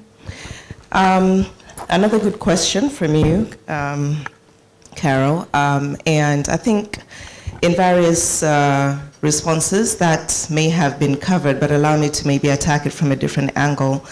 You know, I like what John said about he for she, which kind of takes us back to last year's theme, the he for she movement, because you need voices in spaces where women are perhaps not sitting at that particular moment. People who have the awareness, the understanding to think of bringing in and giving a person a chance. I, for myself, for once, have found myself in this position because of men. As much as there were women that perhaps tackled the mental dislocation, which is something that I'm very passionate on talking about, there were men in rooms that said, no, she can do it, let's give her a chance, right? So not only men, but now I always like to speak about the responsibility that we now have as women that have gone before other women. We actually have a greater responsibility. Once you're elevated, you take that burden with you. In that position, in that place, you have to think of what else you can do to empower others that are perhaps not in the room, similarly to how you were empowered yourself. So I think it kind of goes back to that being deliberate, being intentional, belonging to the right tribe that understands the question, raising awareness so that we can encourage and nurture women to rise. But also women must not sit and wait to be appointed. They must push themselves up put up their hands and say, I also can do it, and not wait to tick all the boxes, which is something I even spoke about earlier today. I mean, we're in the same room with Irene, where we said, for most of us women, when an opportunity comes up, we want to make sure that everything that is described in the roles and responsibilities and the prerequisites, we've ticked all those boxes before we put up our hands. So the onus is also on us to maybe be a bit bold, like a man would be, looking at that very same JD with only 40% of what is qualifying them for the role, and they go for it. So it's that structural move at the top, but then at an individual level, we also inabidi tuwe na uthubutu na sisi kama wanawake to push forward. The support is there, the doors are opening, conversations are being had in rooms where we're not present. To reel us in, we must also put a bit more effort to move forward. Roslyn, nina swali pia kwako hapa kabla uja move kwenda sehemu nyingine. Nitakuuliza maswali mawili. Kwanza kabisa, kuna swali ambalo nimebahatika kufanya interview na baadhi ya wanawake, wengine wamekaa hapa mbele. Kuna maswali ambayo nilikuwa nawauliza wao kama viongozi wanawake. I was actually supposed to interview you, but I want to ask you this question. Kuna ule usemi wanasema adui wa mwanamke ni mwanamke mwenzake. I want to hear your take on that matter. Unaizungumzia vipi hiyo kwamba wanawake tunarudishana nyuma sisi kama sisi, and what should be done? Lakini pia kama Vodacom, what are the programs that you have to empower hawa wanawake kutoka kwenye levels za chini kwenda juu? Okay, thank you very much. Usemi ni usemi potofu kwamba adui mwanamke ni mwanamke na asante. You need to clap. You're not clapping. Yaani usipopiga makofi ni kwamba unakubaliana na wewe usemi. Si ndio? Yeah, binafsi siamini kwamba adui mwanamke ni mwanamke. Isitoshe ukiangalia kwa mfano tukirudi Vodacom, sasa hivi asilimia zaidi ya 40 ya executive team ni wanawake. Most of them are here, they're sitting on that table. Hello ladies. Ni wanawake wenzangu ambao tumevutana, kwa hiyo tumewezeshana. Na tunasaidiana, so you sit in forums and you perhaps see another woman doing something, you can empower them.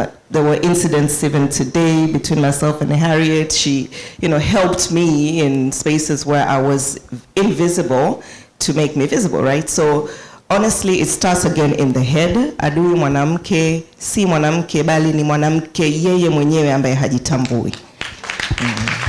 Thank you very much kwa majibu mazuri.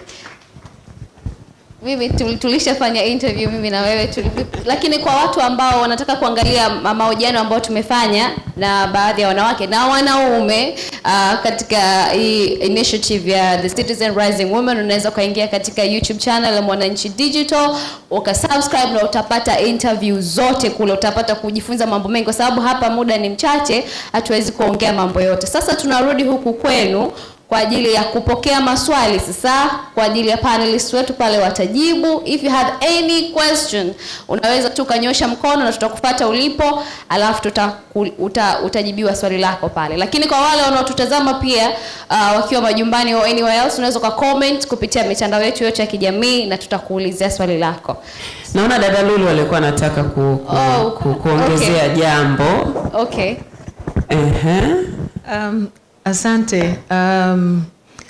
No, I think I was going to, we had this conversation, so I was just going to agree with what was said. I think it's about time.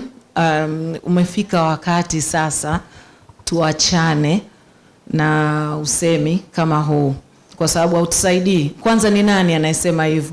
Niliuliza hilo swali. Nani anayesema hivyo? Ni nani? Wanaume. Ni nani? Kuna mwanamke ambaye anaamini kwamba adui wa mwanamke ni mwanamke? Yupo? Kwa sababu mimi sijawahi kuona. Kwa hiyo siamini. Inawezekana, wala sikatai kwamba inawezekana yupo mmoja, wawili, watatu. Lakini haiwezekani kwamba huyo mmoja, wawili, watatu ambao wazungu wanasema bad apples ndo zije zituharibu sisi wengine wote, alafu tuwe generalized kwamba adui wa mwanamke ni mwanamke. Sio kweli. Huo usemi kwanza tuanze kwa kuufuta. Tunazungumzia biases wakati tunazungumzia maadhimisho ya siku ya mwanamke, this is one of the bias that we need to get rid of. I love that. Jamani, turudi tena kule. Break the bias? Nimewasaidia. Yesu na Maria. Nikikirokia. Hebu tufanye tena. Break the bias? For the cameras. Break the bias? Much better. Thank you very much. Sawa, jamani tumesema tuna maswali lakini pia kwa wale ambao wana comments, allow me to make this easier for you. Dada Irene is she's an expert in financial inclusion. She's done a lot of programs on women economic rights. Dada Rose Pale, she's the representative of rural women and rural women's development.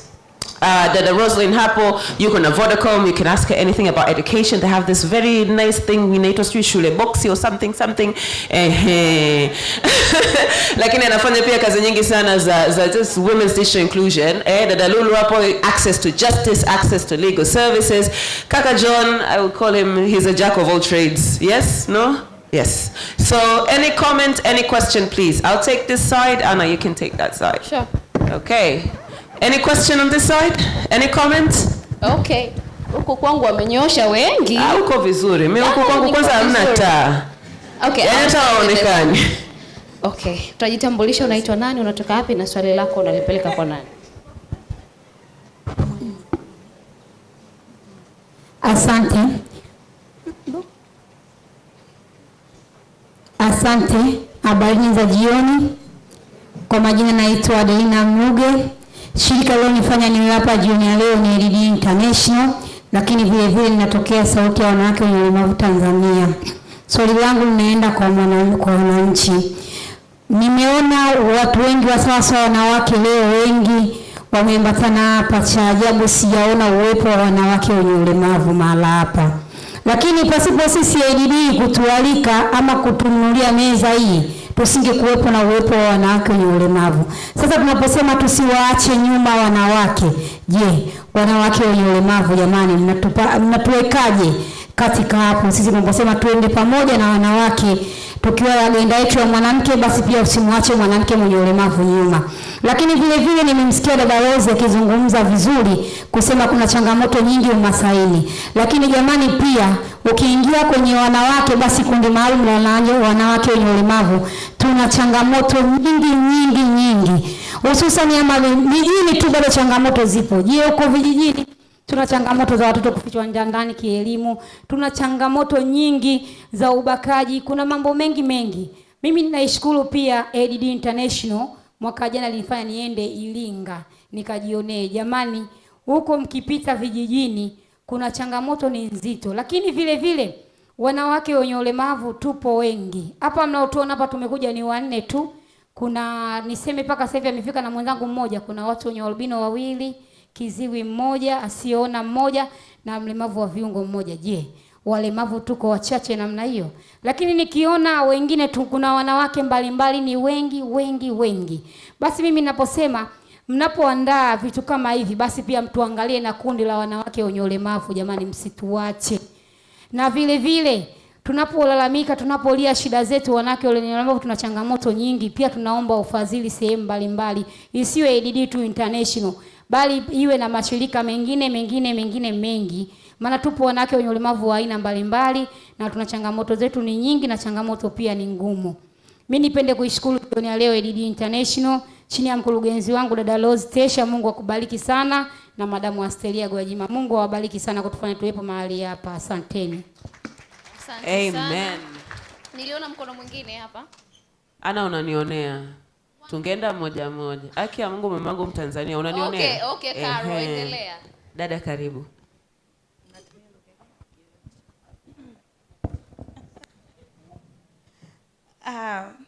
Nitatumia lugha zote mbili. Okay, my name is Gertrude Diabene. I work with the Legal and Human Rights Center as the gender focal person. My question, I think I will direct it to everyone on the panel. I wanted to ask, especially on the affirmative actions that our country has set up, or most of us are trying to do, to ensure that women also hold different positions. And I remember in 2020, there was a campaign that emphasized on special seats must go. As you know that our Tanzanian parliament now holds 90% of elected parliamentarians, female parliamentarians I mean. But when we add with the special seats, that will at least go to 30% and more. But when we just focus on the elected female parliamentarians, we just have 9%. That means the community still does not believe on giving women those positions. So my question is, do you believe on affirmative action and its empowerment to women that to move forward? Because the issue was that at least women, women who are holding special seats should just hold for like at least first term, and then they would focus on going to the constituents to just compete just like others, because special seats was made to give them a platform in the political arena to understand more so that they can be able to compete as men and other groups. So I'm asking, do you think the affirmative action, especially for the parliamentarian, helps women or empowers women? And if yes, do you think how it's conducted is effective to ensure that women also are elected and hold leadership position? My second question is on, I have second. Like when you are given an opportunity, you should just use it, because you might not, as you know, women, we don't get as much opportunity. We have lived in that community. So I've always used this to grab when I'm given one. Okay, so my second question is on mentorship, especially for us, for the female leaders sitting on the panel. I believe like we always advise as women to keep on holding other women's hands so that we can all rise together. As leaders sitting there and talking to us and what you have done, what you have experienced, how do you rate yourself that you have actually rose so many women to get to where they are today? Like when you sit here and you look at maybe me and say, oh, actually, I contribute to that woman sitting there. So that you can see that when we look at you and get motivated, we also feel like you are also motivating others. Because like practically, I think, Anahenga here, my director, would look at me and say, I did a lot to her. Thank you. I love Anna. Thank you so much. Asante. So I think one more question from your side, and then we'll bounce it back to the panel, and then we can proceed. Okay. Thank you very much, and I'm very glad to be here. My name is Deborah Mkemwa, working with Tarura. I would like to use Swahili in asking my question, also my comment. Nimefuatilia hasa ile poem, ule utunzi ulikuwa mzuri sana, na nikajikuta kwa sababu ndo nilikuwa naingia, nikaona kama nimekaribishwa sehemu ambayo nilikuwa naitamani. Mtunzi, na kupongeza sana. My fellow woman. Mimi swali langu lilikuwa linahusiana na namna ambavyo tunatumia mikakati ya kuwainua wanawake. Lakini nikiangalia kwa mfano kaka John, na hii kauli ambayo imeandikwa hapa, very good quote, kwamba tunatakiwa kutengeneza mazingira ya watoto au wanawake na wanaume kucompete na kuwa katika hali ya usawa, sio kama ile affirmative kwamba tunakuwa tunabebwa, tunapendelewa, lakini sisi wenyewe tupate mazingira ya kuweza kugrab.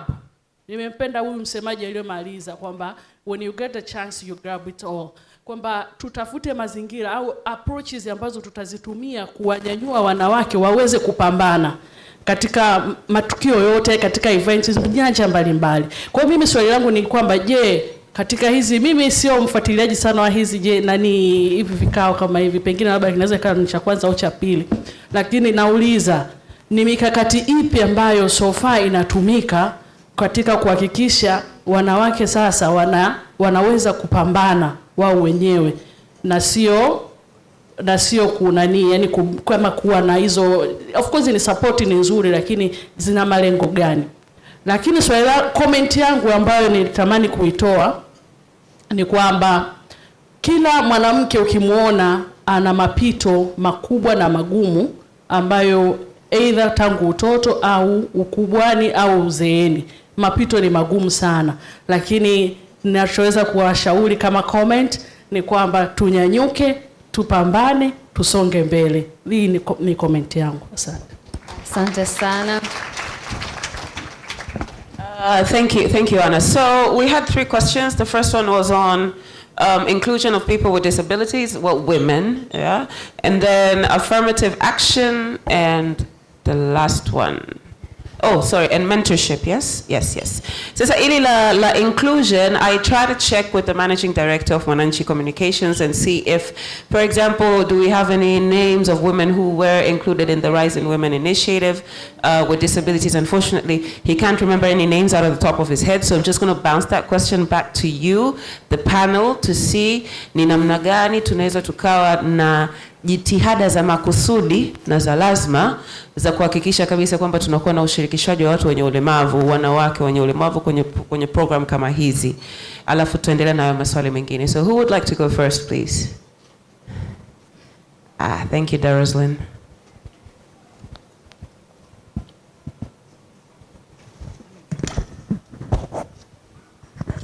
Thank you. I think I'll answer very briefly from the perspective of Vodacom and use of technology. As we are a technology company, we have innovated in the space of inclusion for all, which is a strong pillar of our purpose. We are a purpose-led organization, which means we have 3 main pillars. We have inclusion for all, digital society, and climate, which means everything that we do in terms of our product and service innovation as a technology company, we consider these pillars. So when it comes to inclusion for all, not only do we talk about marginalized members of the society in the sense of those living in rural communities, but we also touch on disabled.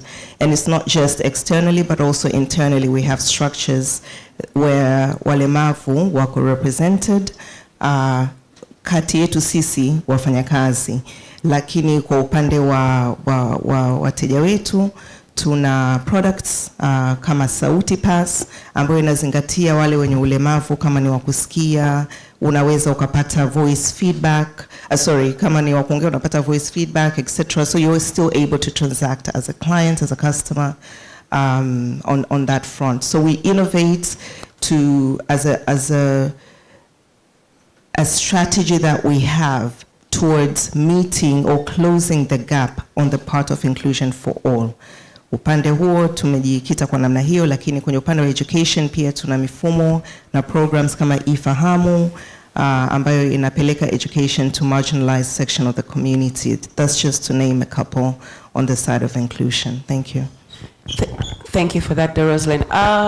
I just would like to add one Yes, thing. please, Irene. Ningependa kuongezea kwa sababu swali ni kwamba we are where we are na kwa nini, na mimi nadhani naongeza a call to action to researchers kwa sababu data and information is critical to any action that we see in our country. Kwa hiyo I think there's a gap. Sasa hivi tulipo hatujui zaidi kuhusu people who are living with disability. This is a call to action to all researchers and people who are responsible to bring out the information. We need to have intentional actions to make sure tuna study, tunajua where they are, how they are managing their day-to-day life, the way they are being deprived of some of the rights ambazo ameongelea pale dada, kwa sababu hiyo ndio itakuwa critical kuweza kuchochea discussions, and then baadaye itachochea na ita result into very intentional and specific actions ili tuweze kuendelea mbele. Sasa hivi tunafanya, but I feel like it's not quite comprehensive. There's a need to actually bring the voice in the room, first of all, to understand them and to be able to move to the next step. Thank you so much, Irene.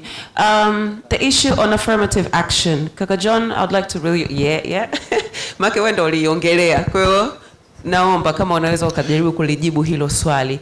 Is it effective? Is it working? Is there another way that we can go about it? One, I always have an issue that whenever we talk about gender equality, it quickly goes into a political discussion about political positions. And for me, that's not where we should focus. We can talk about affirmative actions, but to what extent that translates into the day-to-day equality of men and women at local level.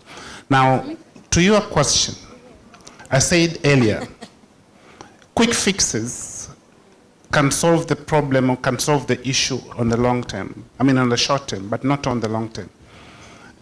I'll digress and give you one example of a quick fix. Many of you wouldn't know that that was a quick fix. Dala was a quick fix of a transport problem. That was not supposed to be a permanent solution of transport problem in Tanzania.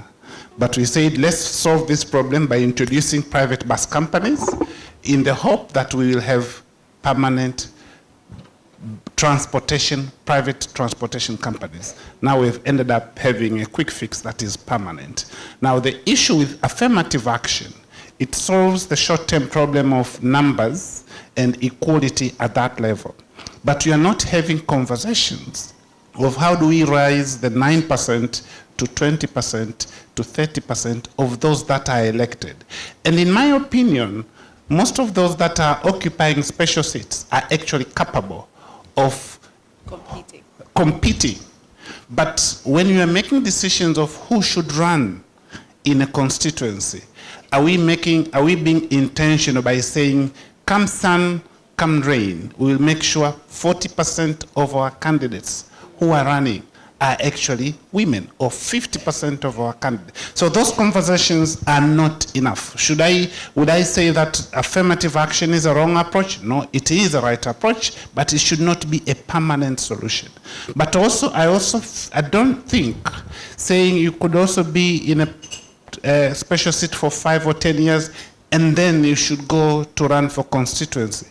If we are not being intentional, it becomes an exit door for those. So I think, as I've said, in the boardrooms, in political conversations, we should be intentional of saying, how do we create a permanent solution for gender equality?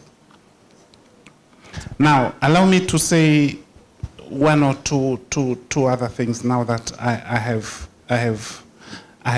a microphone. If you look at data, population data, from the age of 15 years below to 0, or say 1 day, there's actually more boys than girls. Just go. You can Google, I allow you, you have equipment. Just where? More boys than girls where exactly? At everywhere. I'm talking about the total population. You know, okay. They'll give you the population charts. Yep. 0 to 5. 6 to 10, yep. 11 to 15, up to the age of 15, you realize there's like 0.1% more boys than, and then from 15 to 50 is almost equal. It is above 50 where you actually have more women. We die early. But what does it mean? You guys are laughing. But what does it mean? The urgency of now. I think Lulu talked about the conversations about creating gender equality now. Our health care services are getting better. So probably in the next 10, 20, 50, 25 years, probably men will also live longer. So we'll have actually men who are majority and oppressing women. So we rather attain equality now for sustainable tomorrow before you have majority men in this country. Thank you. Thank you, John. Thank you for the data as well. I'll definitely look into that. I'm going to move on over to the next question, which was on mentorship, and I'm going to bounce it off to you, Lulu. Wololo, vipi tena? Mentorship, unataka kuongezea? Just one thing. John, I disagree with the approach that women should only mentor only other women. Okay. You see, I do mentor men and women, and I'll give you 2 examples. There's a lady I'm mentoring, she's in business for the last 2 years now. Her business turnover per month has increased from an average of 25 million shillings per month to now we are talking about 100 million shillings per month. Wow. No additional capital, nothing. It's about how you think like a man and act as a woman. That courage. Yeah. You see, I'll give you another example. Yesterday I had a 2-hour conversation with one of the ladies I do mentor. There's an opportunity in front of her to apply as being a CEO of an organization. But she's coming to me and say, you know, about 4 or 5 years ago, I had this incident that I think probably has tainted my viability. So as a man, I'm saying, that's a very minor. Compartmentalize your issues. Don't mix that with an opportunity. And you know, by the end of the conversation, she goes, nobody has told me that perspective. Because I was about to say, no, I'm not taking this opportunity because of an incident that happened 4 or 5 years ago. So I think the cross-gender discussions should also be around mentorship. Because then women will be able to benefit the best from how men think, but also as a man, I'll also be able to benefit the best from how a woman thinks. Thanks. I like that, thank you. And it actually speaks to my example. I pretended to be a man. That's my quote right there. I pretended to be a man, a white man, in fact. So I totally get what you're saying. Dada, yes. Over to you. Yeah. You still want me to? No, it's a joke. It's a joke. It's a joke. I'm joking. But I think actually it's interesting because I would like to start from where he left off, or I guess where he came in with the mentorship. That it's not only women that can mentor women. It's interesting for me. Has always been interesting because it's always been, you know. We expect a lot from these very few women that have somehow worked really hard or done very well and got to somewhere that, how many are you bringing up? There's always a question. As you know, it's when you have somebody who has always been pushing obstacles left, right, and center and trying to, you know, find their way through, and then, you know, you're also expecting a lot from them. As much as I think it is really important to pull people up, as you go up, it's important to pull others up with you, but I believe it's everybody's responsibility. Absolutely everybody. And to answer the question directly, I don't think it's for me to sit here and point out how many people I've mentored. There are many. I have done that throughout my career, from when I started until now, until yesterday, until the day before yesterday.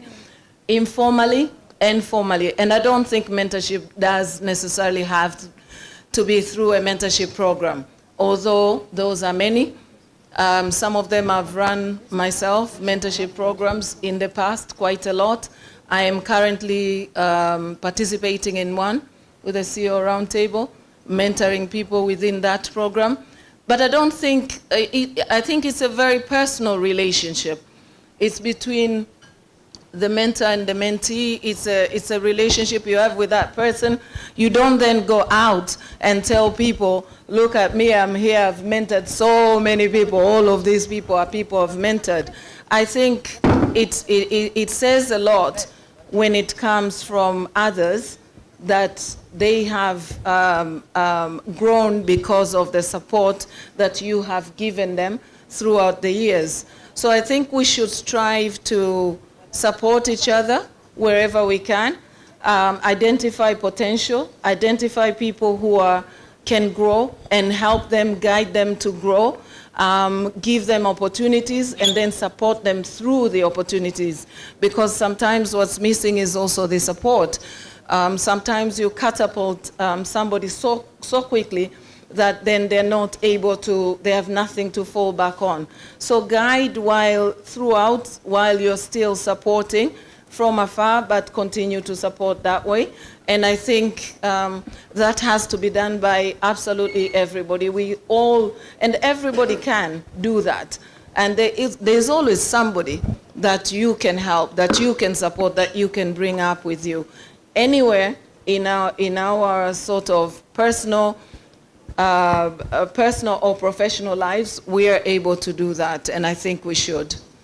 Okay, just a fair warning. I realize that Irene wants to say something, but we also have a couple of more questions. I think 2 more questions. Allow me to remind anyone who is about to speak that you're standing between us and our dinner. Okay. Yes? Yes, and it's smelling very, very nice, my friend. Nimetoka nje sasa hivi. So, as you're speaking, just keep that in mind. Thank you. 1 minute, and I'll make sure it is just exactly that. On the issue of mentoring, most of the time we think just being yourself and actually being so committed, driving and living to the standards, the highest standard, it is so critical for the people who are actually behind you to actually be able to be inspired by whatever you do. Lakini, this one, and I'm actually going to say it in Swahili, tunafikiria it is very formal, this mentorship. How many of us, and I know that if you're all going to be honest, all of you will actually raise your hands, have a house girls in our house? How many? How many? Okay. So don't think kwamba this mentorship that you're talking about, it has to become in a formal sort of environment. My boss is not mentoring me. I just called Irene and would like a space to be able to be mentored. How much are you paying back? Because this paying back does not necessarily have to be in a formal environment. And if I am to ask each one of you, what have you done to that little girl, young girl who came to you, knowing nothing, coming from humble beginning, coming to a new place? You have taken their service for some time. What have you done? What development, what impact can we actually look into that person? So the payback, don't think it is just coming mostly from office environment, has to be well-rounded within you as a person. I just wanted to add that. Okay, asante. So as we take to the other question, kulikuwa kuna swali kuhusu fursa. Wanawake wanajuaje kuhusu hizi fursa? Tunafanyaje mpaka wanawake wazikamate hizi fursa? Kwa hiyo nitamuomba dada Rozi kutoka Ngorongoro utusaidie na hilo. Tunajua wengi sana tukikaga huko mjini tunatengeneza maproposal yetu, tunaandika Kiingereza kizuri, tunapeleka huko mawapi. Lakini wanawake nyinyi ambao wako kule, yani unatushauri tuzifikishaje hizi fursa kwao? And then Anna, you can take over with the extra questions. Nashukuru. Mimi nachoshauri kwa wanawake viongozi wenzangu, namna ya kuzifikisha hizo fursa kwa wanawake waishio vijijini, hasa katika wilaya za pembezoni. Niwatie tu moyo kwamba kwanza usisubiri upate pesa tu ndio uweze kuwafikia wale watu wenye mahitaji.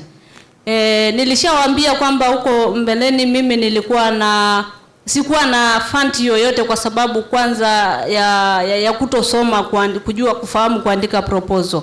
Kwa hiyo ilikuwa ni changamoto, lakini sikuweza kutulia. Nilianza kupambana kidogo kuongea mimi kama mimi, kuwafikia wanawake wenzangu ambao na shida. Nilishafika mpaka sehemu hata ambapo hapafikiki, ili tu kuhakikisha kwamba ujumbe utafika kwa wale wanawake ambao wana mahitaji mbalimbali. Mfano mwaka jana tuliandika proposal nyingi, lakini kwa sababu hakuna wadau ambao wameshafika huko vijijini, maybe wakaona mahitaji ya watu wanaoishio kule pembezoni, nikaona kwamba kuna uhitaji wa ushiriki. Nasemea nyie ambayo mna taasisi mbalimbali, ninatoa wito mara nyingi kwamba muweze kufika katika hizo jamii, ili muweze kuangalia kwamba hata mkikaa Dar es Salaam mkiandika proposal, mjaribu kuangalia wilaya ambazo ziko pembezoni, ambayo ndio watu wengi wapo ambao wana mahitaji. Ukizungumzia masuala ya walemavu, kuna dada alizungumzia pale. Nadhani nyote ni mashahidi, katika jamii za kifugaji hamjawahi kusikia watu wakizungumzia walemavu. Sio kwamba hawapo. Wapo, lakini kuna namna wale watu wanatuondolewa kwa siri, kwa sababu kikwetu inaonekana labda ni aibu au laana. Kwa hiyo ukisema kwamba mwanamke atawezaje kupata hizo fursa, tunaangalia mfano mimi naye kuja mjini. Ninaangalia, je, ni fursa zipi zinaweza kumsaidia yule mwanamke au mtoto wa kike ili iweze hizo fursa waweze kunufaika nazo. Mfano katika wilaya tunayoishi ya Ngorongoro, kuna migogoro mingi kwa sasa hivi.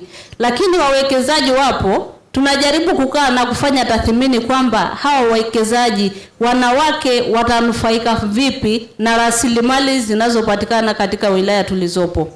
Ukiangalia masuala ya proposal, watu wengi wanaandika sana proposal. Ukiangalia proposal, mfano mwezi uliopita walitoa LSF proposal nyingi. Lakini ukiangalia watu wengi wanaishia mijini.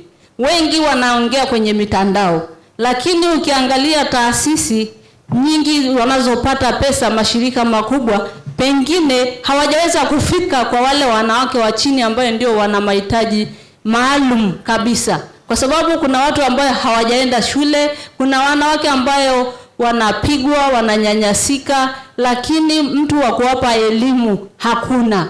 Lakini pesa nyingi wadau wengi wanapata, wanatoa, lakini hawajaweza pengine kufikia huko vijijini. Kwa sababu ukiangalia sisi tuko vijijini kabisa. Kwa hiyo ukitaka kufanya kazi, mfano kama wanavyofanya Women Fund Tanzania, tunafanya kazi kwa niaba yenu huko vijijini. Kwa sababu kuna mashirika, hata kwetu kuna mashirika makubwa wameshaondoka kwenye ile level ya chini ambayo ndio kuna wananchi.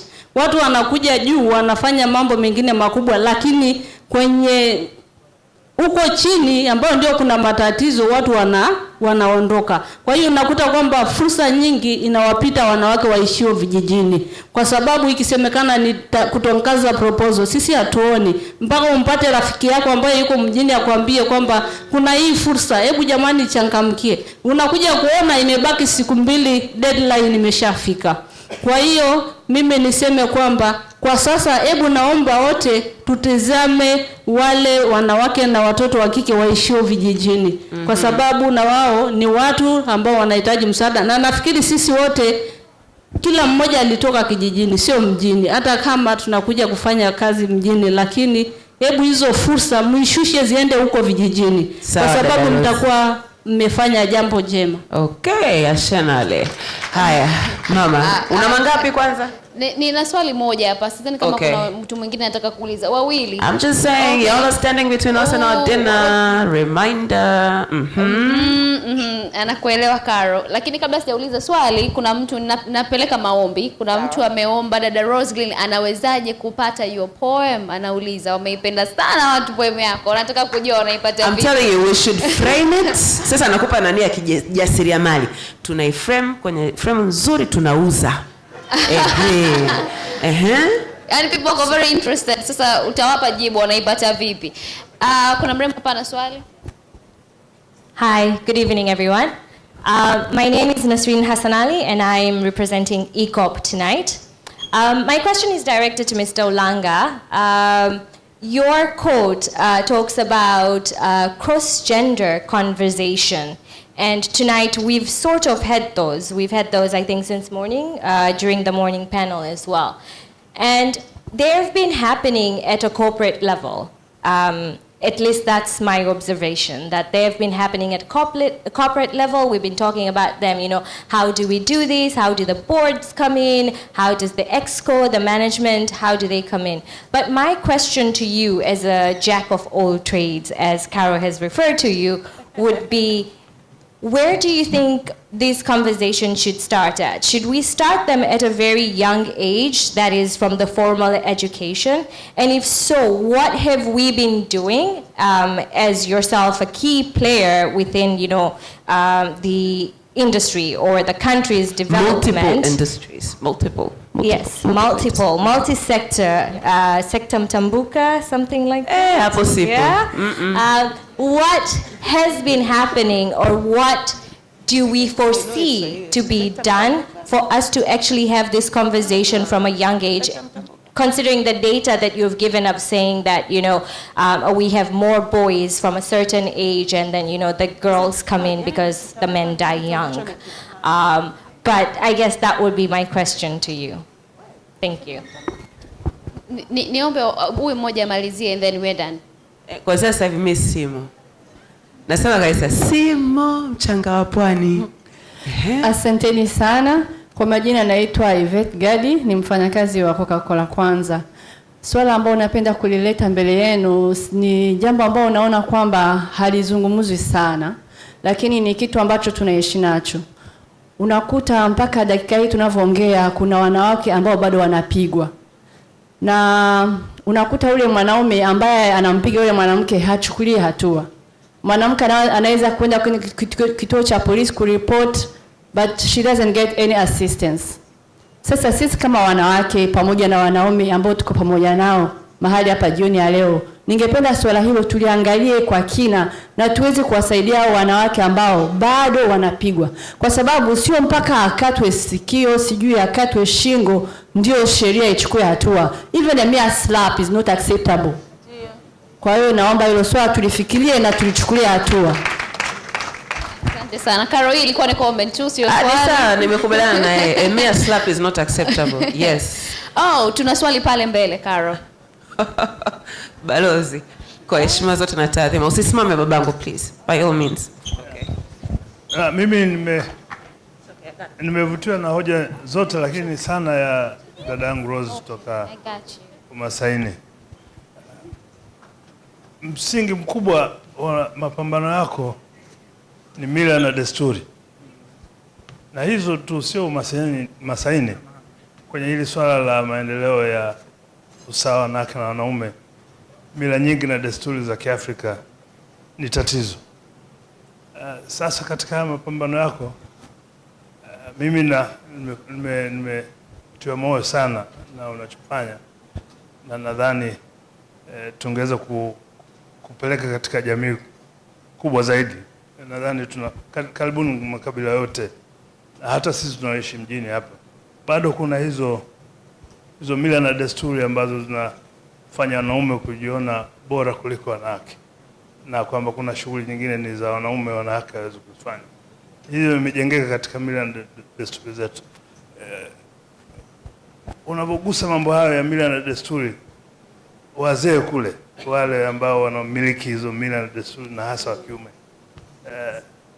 unaishije kule? Mimi naogopa. Asante. Kwa sababu tukiweza kuaddress hiyo, hata sisi huku tunaongelea mambo ya kisasa, mila na desturi lazima zibadilike, kwamba leo nikiwa na mwanangu we are having lunch, mtu asidhani sijui kuna mchepuko. Maana ndio hizo tamaduni ambazo zinatufanya haya masuala ya usawa na kuendeleza jenda hizi mbili yanakuwa na matatizo kidogo sana. Karo, yes. I want to give you a chance wajibu yale maswali pale, but huko nyuma nimeshambuliwa sana. Amenyoosha mkono muda mrefu. Yani watu wengi wamenishambulia. So tuchukue basi moja la mwisho. Yeah. Thank you very much. My name is Gertrude Mpangile. I am from Total Energies. And thank you for the people who have raised their voices on my behalf, because I was about not to be given this opportunity. Yeah, first of all, I would like in a very special, because I heard Kaka John saying we are not appreciating the men who are supporting women enough. So in a very special way, all the men who are supporting us, thank you very much. Secondly, again, Kaka John, you have spoken about, in the boards that you're sitting, you have been intentional as a board to make the board balanced. And of course, the general, employees to be, in that aspect of balance. But for me, of course, you will help me. Intention alone, to me, it doesn't work sustainably unless you back up with something on how to make it, sustainable? Because I've seen the boards and the companies that have had intention, but with no proper, backup. And after a certain period of time, you find, that balance is no longer there. We are going back to square one where there's no balance at all. So can you share with us what else have you done apart from the intention to make the balance sustainable? Thank you very much. Asante sana. Kuna swali moja kule. Okay. Thank you very much. I've been given the microphone by Carol, so I have the floor. My name is Mark Ochiti. I'm the Managing Director of Serengeti Brewers. And I'm here with my team this evening to demonstrate our commitment to these conversations that we're having this evening. So I'm really impressed and honored to be here. But I thought I must ask a question so that I can actually create the balance, because I'm seeing most of the questions are going in one direction. Because we're talking about balance here, right? So I have a comment and a question. So to begin my comment, I want to just say that I appreciate and I actually acknowledge that the glass ceiling has been smashed. Particularly in Tanzania, it's not only been smashed, but it has holes in it that women are flying through at a very, very high speed. And this conversation, like my chairman, John Ulanga, said, started way back when we're talking about Tanzania, started way back with the late Julius Nyerere, when that article or that book you're talking about, John Ulanga, he actually authored while he was still a student in Makerere University in Uganda. And he was talking about gender inclusion or gender inclusivity, which is about women or female empowerment. So this journey started a long, long time ago. And therefore, I think Tanzania has made a lot of strides in this respect, and will continue to make strides. However, two things. One is there's a lady there that spoke about these conversations being about corporate conversations. The truth is that the middle class in Africa is a very, very tiny percentage of the population in Africa. And if these conversations only happen within the corporate environment, then they're only happening in 2% of the population. Those statistics that you mentioned, John, are very, very glaring. And if the conversations are only happening within 2 or 3% of the population, then we will not get anywhere. So the big question is, how do we transform, or how do we transfer these conversations to beyond just the corporate world? The second one is, today we talk a lot about gender inclusivity, gender inclusion, and things like that. And so because of that, the boy child is actually beginning to feel that they're getting extinct. And for this to happen, conversations need to happen around the boy child today for them to understand that it is not about displacing them, but it's about inclusion and deriving the benefits that come from inclusion. So how do we structure the conversation to also let them know that it's not about pushing them away, but rather about driving the benefits of that inclusion? So I don't know who can answer that. I suspect Mr. Ulanga you will, but there you go. Thank you. So Mr. Ulanga, I think we're going to start with you. Thank you, Mark. That was... Thanks. A couple of questions or issues. I'll just quickly touch on them. Where should the conversations start? Family, in my opinion, and the women have a very big role to play. If you talk to progressive men, and if you ask them what has informed and transformed their thinking, it will probably be because of their upbringing. I come from a family of three of us, a sister, and I have a twin brother. I do remember from very young age, we were brought up as equals. There were no boundaries of saying you're not supposed to go into the kitchen because you're a man. Actually, most of the time, from my teens, I happen to be the cook of the family, which means it makes a man appreciate the role played by women. But if you are bringing your boys in a way that you're not supposed to touch the kitchen, otherwise you'll be perceived to be a woman, or if you're a woman, you're not supposed to touch this. So there is a role of the family. When you talk about break the bias, you know, it's a very short terminology, but it's very loaded, because biases are part of being human. Biases are informed by traditions, upbringing, culture, religion. So when you talk about break the bias, it's a marathon, it's not a sprint. So we have to start that conversation at family level, the smallest unit that we can have. What else do we do? It's a difficult one. But being intentional, if you make it a habit, it has a possibility of creating a policy. At least I know of one organization that has a policy of saying if a position is occupied by a woman and it falls vacant, it can only be filled by another woman. You see?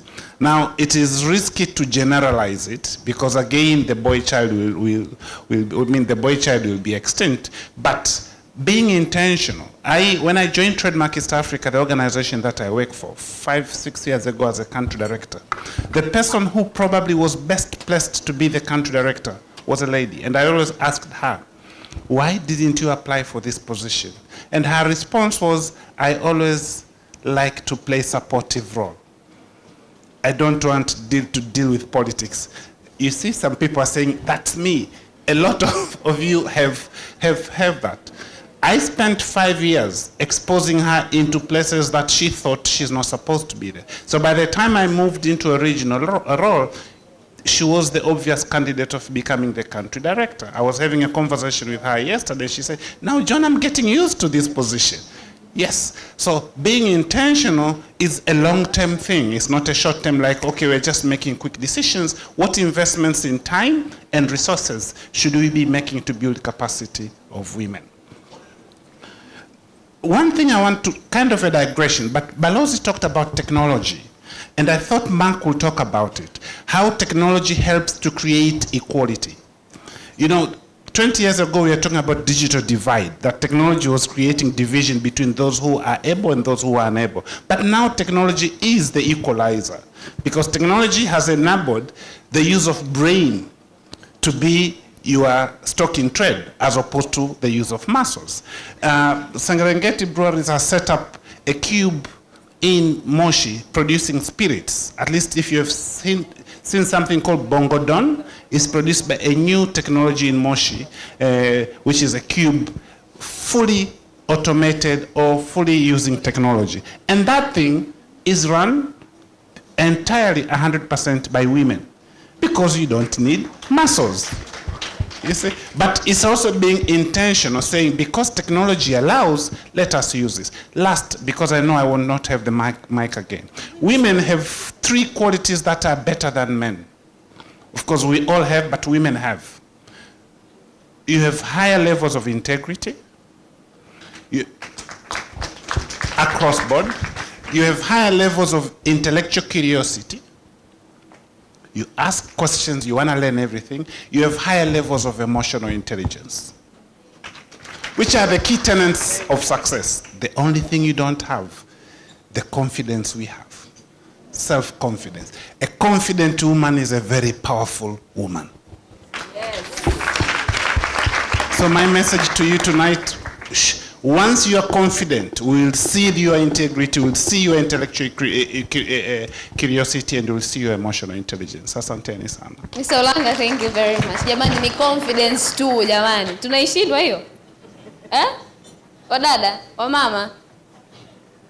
Mbona sasa mnaprove kama tunashindwa? Tunaishindwa? We have to show them we have confidence, ndio? Yeah, Mr. Olanga, we're going to do that. Naomba tujibu swali la balozi na kwako dada Rosie, alafu baada hapo tutaenda kwa ajili ya kupata chakula cha jioni, then tutarudi kuendelea na ratiba nyingine. Nashukuru sana baba yangu balozi Kwa kweli ulichouliza ni swali ambalo kila mmoja angejiuliza, kwa sababu ukiangalia katika jamii za wafugaji sio Wamasai peke yao, japokuwa sana sana walioshikilia mila ni Wamasai. Kwa kweli ninapata changamoto kubwa na nyingi wakati najaribu kupambana na ukatili wa kijinsia, hasa kwa wanawake na watoto. Kwa sababu ukiangalia tu katika jamii yetu, yani mwanamke au mtoto wa kike, yani kwanza utambuliki kwamba ni mtu mzima, unatambulika kwa jina la mtoto. Kwa hiyo huwezi kutenganishwa na yule mtoto uliomzaa. Kwa hiyo unapoenda kusema labda kwamba ninapinga ukatili wa kijinsia, yani vipigo kwa wamama, yani unaonekana ni kituko ambaye yani utasemwa mpaka na watoto. Lakini sio hivyo tu. Mfano unaposema kwamba ni lazima sasa pia jamii ya Kimaasai kubadilika, watoto wa kike pia waonekane kama ni watoto wenye haki kama watoto wa kiume na wapewe fursa ya kwenda kusoma. Kwa kweli nimekuwa nikipata changamoto nyingi sana, lakini kwa sababu ni mwanamke niliosimama, niliyejitoa, yani ninakwambia sikudanganyi, kwa sababu hizo mila na desturi kwa kweli ni vigumu sana kutoa ile mindset ya watu ambaye tayari yani wameendeleza, kwa sababu wao hakuna kitu chochote wanataka kubadilika. Kwa hiyo mpaka uje ubadilishe ni vigumu, lakini inahitaji moyo. Kwa hiyo mimi nimekuwa nikitumia njia mbalimbali. Kuna sheria zinazoitwa sheria za kimila. Sisi kama Wamasai kuna sheria ambayo wale wazee malaigwanani wanatumia. Tunachofanya sasa hivi sisi ni kupitia hizo njia, sheria zao, kuwajengea uwezo kwamba mwanamke akifanywa ubaya au mtoto wa kike watumie hizo sheria, kwa sababu ukipitia kwenye hizo sheria zao wataona kwamba hujawadharau. Kwa sababu ukitoa tu kosa kwenda kuwapeleka polisi utashindwa, kwa sababu wana ng'ombe ambayo haina kazi ni ya kutolea rushwa. Kwa hiyo tukasema hiyo njia haitusaidii, kwa sababu watatushinda kwa sababu wana nguvu. Yani wao mtu akikamatwa wako tayari kuendesha harambee kijiji kizima au kata kwa ajili ya kwenda kumtoa yule mtu. Lakini hawako tayari kufanya harambee kwa ajili ya kumpeleka mtoto shule. Kwa hiyo siku hizi tumesema njia mbadala ni kutumia hizo sheria hizo za kwao, ya kuwajengea uwezo kwamba watumie, kwa sababu ni sheria ambazo zinaheshimika na zina nguvu. Na ndio maana mwaka jana wakati tukitekeleza mradi wa Women Fund Tanzania, tumeweza kuwashawishi na kuhamasisha na tukapata wazee 50 ambao waliomba kujiunga na sisi. Tena kwa ada, kila mwanaume alilipia ada ya shilingi 50,000 ili aweze kuwa mwanachama wetu na awe sehemu ya kuweza kupambania haki za wanawake. Lakini pia mwaka jana huo katika utekelezaji wa huo mradi, katika workshop ambayo tulifanya, ambao walikuwepo wazee wa mila, viongozi mbalimbali kutoka sekta mbalimbali, ilitolewa mkuu wa wilaya baada ya kuona changamoto ni nyingi katika jamii ya Kimaasai, kwa sababu ukiangalia jiografia ya wilaya Ngorongoro ni kubwa sana. Kuna kata ambayo ukitoka halmashauri ni kilomita 370 na ndio ufikie kwenye ile kata. Kwa hiyo pia jiografia pia inachangia pamoja na kuwa kuna hayo. Lakini hiyo siku tukafurahi kwa sababu wazee waliungana na sisi, na mkuu wa wilaya aliweza kutoa kuagiza kwamba kila siku ya Jumanne kuwepo katika kata zote 28 ya wilaya Ngorongoro siku ya kusikiliza kero ya wanawake tu na watoto katika wilaya nzima.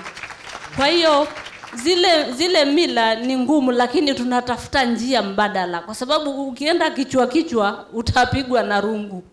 Kwa sababu mfano walisemaga nabii akubaliki kwao, lakini unafanyaje ukubalike? Mimi kuna chekechea nilianzisha pale kwa nia tu ya kuwakamata wale watoto wa kike ili waweze kwenda shule. Sina uwezo, lakini nilianzisha kachekechea, nawaambia watoto wanafundishwa Kiingereza alafu ni bure. Mimi ndio nalipia kila kitu. Na wale watu wanapenda cha bure, sio kwamba hawana. Lakini nikawadanganya kwa lengo la kuwapata wale watoto. Na ninamwambia mwanaume, ukinipa watoto 4 wa kike, watoto wa kiume 2 na wasomeshia mpaka la 7. Nikiwaambia hivyo, yani siku moja watoto 170 waliandikishwa pale. Lakini kwa sababu nimejua njia ya kutumia. Ukishajua kwamba ukimvuta, yani ukitaka kumweza Mmasai, yani mwambie kwamba nipe hichi alafu nitakupa hichi, atafanya. Kwa hiyo nikafanya hivyo, wale watoto wote mimi nikawavuta hapa kwa sababu sina pa kuwapeleka shule ya msingi, wote nikawaandikisha pale shule ya msingi. Kwa hiyo nimejulia njia za kutumia, kwa sababu ile mila na desturi utaweza kwa kichwa, utapigwa, utafanya kitu ambacho wewe hutakaa usahau. Kwa hiyo hizo njia ndio mimi natumia, na nawaalika wadau wengine, kwa sababu kuna kitu nilisahau. Kuna wadau ambaye ni donors wako hapa na wengine ambaye sio donors. Ninaombeni mtafakari tena watu wanaofanya kazi kule chini. Mjaribu mnapotoa call, waangalieni pia wale watu ambao wako underground wanafanya kazi. Msiweke masharti magumu ambayo itawafanya wale wanawake washinde kuapply. Hata kama ni kiasi kidogo, waangalieni wanawake wa vijijini, kwa sababu mkituwezesha hizo mila tunaweza kuzivunja, lakini sio kwa mikono mitupu. Ukimwalika mzee pale ukampa maji, ukampa 10,000 ya nauli, yani kila siku atakuwa na kuimba tu wewe. Kwa hiyo hebu naombeni mtujengee uwezo, sio tu Masaini, katika wilaya zote wanazoishi wanawake wa kifugaji. Asante sana dada Rose. Jamani, hii ilikuwa ni mjadala ulikuwa mzuri sana jamani. Naona bado watu wanataka kuuliza maswali lakini muda umetutupa mkono. Niwashukuru sana panelists wetu ambao wamekaa hapa na kujibu maswali yote vizuri sana. Tumecheka, tumefurahi, tumejifunza vitu vingi. So thank you very much Mr. Ulanga, dada Lulu, dada Roslyn, dada Rosie pamoja na dada Arin.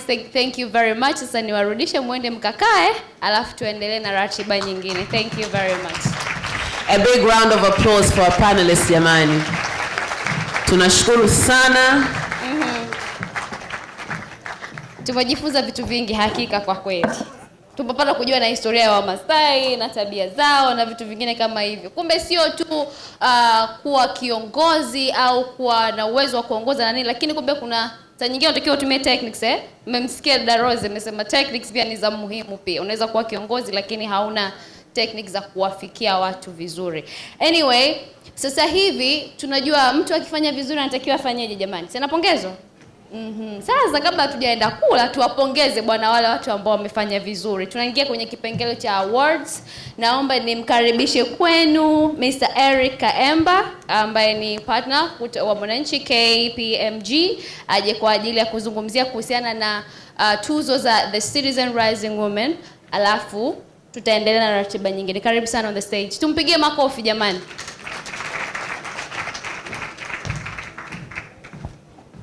Aya makofi kama vile hatutaki tuzo. Au njaa. Itakuwa ni njaa. Lakini tujitahidi angalau tumpe moyo jamani. A round of applause for KPMG. Thank you. That was a very impactful session. I'm sure you all agree with me. Distinguished ladies and gentlemen, a very good evening to you all. It's an absolute honor and privilege to be here today in the company of amazing women. Today, I'm going to acknowledge the other people, or group of people, passively. We know ourselves. We are celebrating women today, right? The annual International Women's Day, which happens to be today, is a reminder that we have an opportunity and responsibility to push for a fairer, more equitable society and to help all people, regardless of gender, to thrive and succeed. This year, we are called to build a better world, free of bias and discrimination, a world that is diverse and inclusive. As we sit here today, I hope we are all energized for equality. This also happens to be our theme for tonight's event. At KPMG, we are delighted to collaborate with our long-term partner, the Citizen, on the 2022 edition of the Rising Woman Initiative. Both KPMG and the Citizen believe in the value of female leadership. Having diversity at workplaces, and particularly in management teams, is not only a sign of equality, but also of social, economic, cultural, and political progress. One may then wonder, if women can make so much of a difference to our country, why don't we have more women in leadership positions? It is because simply talking about equality is not enough. We must believe it and work at it. There must be determined and concerted action to break whatever bias, and that is the aim of our Rising Woman Initiative. The Citizen and KPMG invited companies and individuals to participate in this project and share their values and initiatives that empower women. The organizations being added tonight, as earlier mentioned, have instituted a set of best practices and demonstrated ingraining them into their core values and way of doing things. I'm now going to talk about the awards themselves. The awards are classified into two categories. The Rising Woman Award, which celebrates organizations that have demonstrably showed progress towards advancing gender parity in leadership roles, and the Woman of the Future Award, which is the future state. This award recognizes the deliberate measures being adopted by the participating organizations to enhance their female talent pipeline and groom future women leaders. The two categories have been measured against a set of indicators, with the summary criteria used being: firstly, acknowledging the leadership strengths and contributions of women; secondly, providing women the educational and training resources necessary for them to succeed; and lastly, giving women opportunities to excel within the organizations and their careers. Our hope is for a ripple effect, and that this will influence other organizations in Tanzania to follow suit and create an environment that enables women to flourish without taking away the essence of feminism. That being said, this event wouldn't have been possible without the following sponsors: NMB Bank, CRDB Bank, Legal Services Facility, also known as LSF. I'm actually quite passionate about LSF because I do development work and I work closely with LSF. NBC Bank, Anglo Gold Ashanti, and Women Fund Tanzania Trust. Thank you once again for your support. With these words, and knowing that I'm standing between you and dinner, I want to once again welcome you all to the 2022 edition of the Rising Woman Initiative. I will now, with your permission, invite my colleague Lucy Mwitete, who will lead the announcement of awards. Welcome, Lucy. Tumpige makofi tafadhali.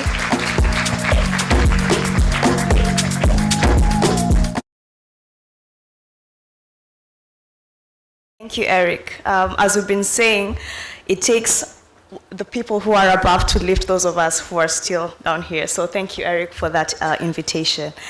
Now, as mentioned, there are two categories of awards, and the organizations being awarded tonight will be 5 per category in no particular order. Before I get into the exact organizations that we are awarding tonight, I would like to first of all highlight the awards themselves and go a little bit more into detail. I won't take your time, I promise. Number 1, we have the Woman of the Future Award. This award will recognize the organizations that have enabling factors that empower women. These include human resource policies, systems and structures, and programs and projects initiated by the organization to support women. We also have the Rising Woman Award, which recognizes organizations that have a higher percentage of women in their management teams. Nominees were reviewed based on the time of service of these women at their current positions and how they attained those positions, that is either through promotion, external recruitment, etc. And now, without much further ado, starting us off, we have the Rising Woman Award. In no particular order again, we have the Standard Chartered Bank. Makofi tafadhali Standard Chartered, na kutoa award hii naomba nimkaribishe Mr. John Ulanga kwa ajili ya kukabidhi hii award. So 50 as they're coming up, 50 Standard Chartered kwapi? Wanakuja. 54% of their staff at Standard Chartered Bank are women. They also provide longer paternal leave and implement a return to work policy for returning mothers. Okay. This is nice.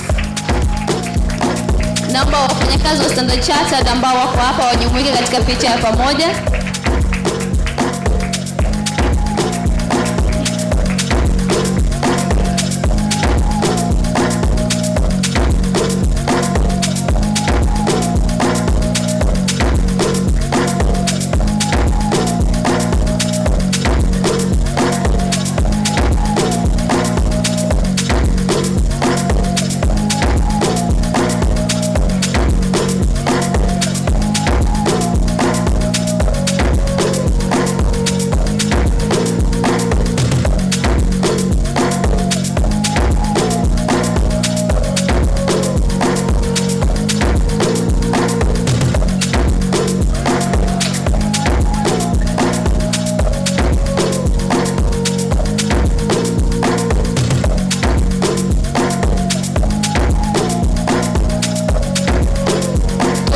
Tena jamani wanaposhuka kurudi kukaa. Congratulations Standard Chartered. Next we have Empress Furniture Limited. Makofi. Na anayekuja kutoa award hii ni Mr. Bakari Machumu na kuomba on the stage. So Empress have an 80% women representation in the management team. And they have received awards from both public and private sector as a women-owned business. Let's keep clapping for them.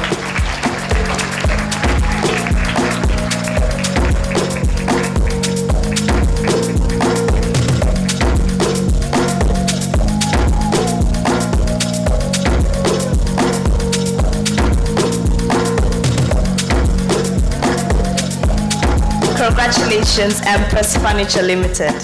Mr. Mpungu nitakuomba ukae hapo hapo kwa sababu kwenye awards zote tutakuhitaji kwa ajili ya kukabidhi na kupiga picha, so tutamee pole sana. Okay. Next in line we have Legal Services Facility.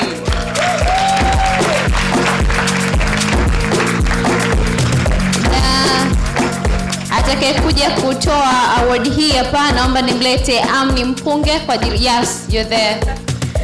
But you'll have to stay there though. The entire time. Yeah, sorry. So 56% of LSF's management team members and 57% of their board members are all women, with both the chair of the board and the CEO being women.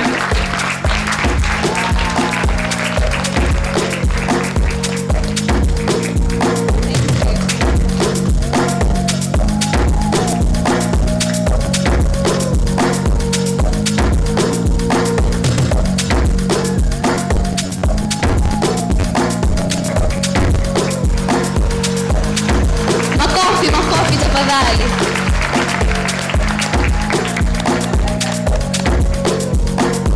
Hongereni sana.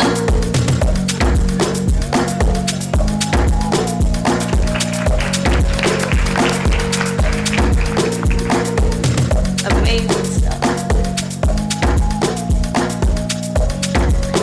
This is amazing. Next we have Vodacom Tanzania. Hongera sana Vodacom.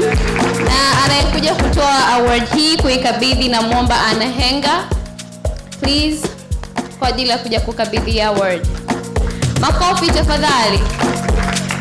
Vodacom has over 10 policies and programs in place to support and lift women in the workplace, with 42% of women at the director level, and a women-focused succession plan that focuses on women.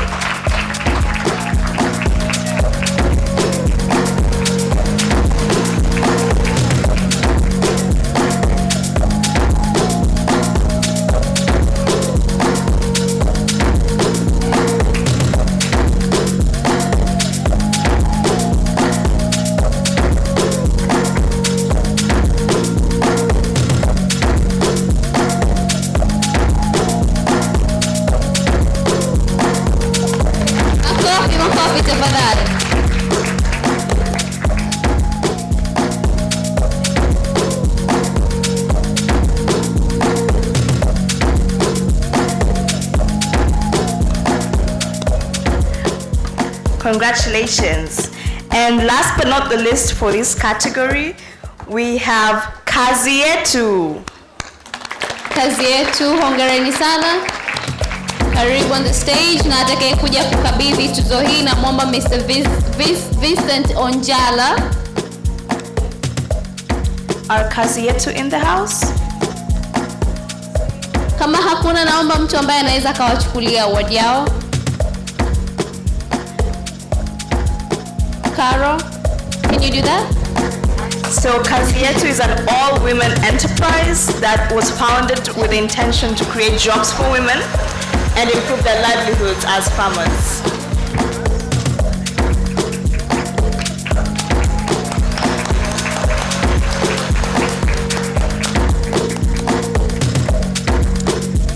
Thank you. And so that closes the Rising Woman Award.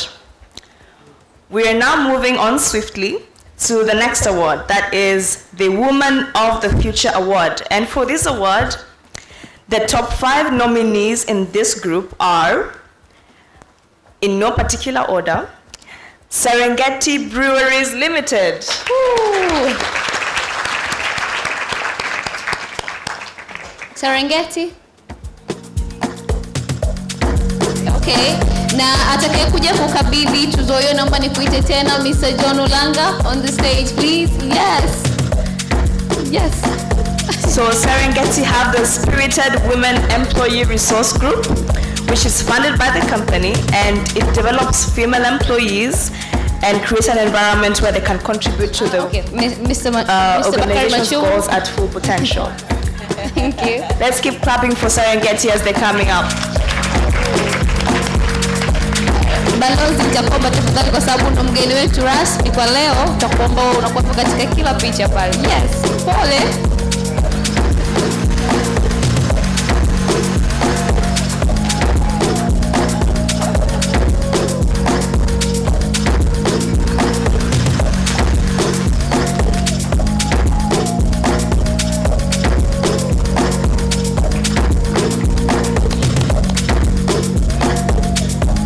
Well done, Serengeti.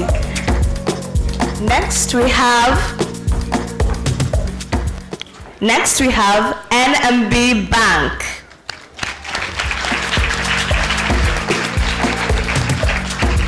Na hii itakabidhiwa na balozi, utawakabidhi tuzo hii. So NMB has a dedicated diversity, equity and inclusion policy, and they have the NMB Balance Committee that fosters gender equality through coordinating career growth and advancement for women. Let's clap for NMB as they come up.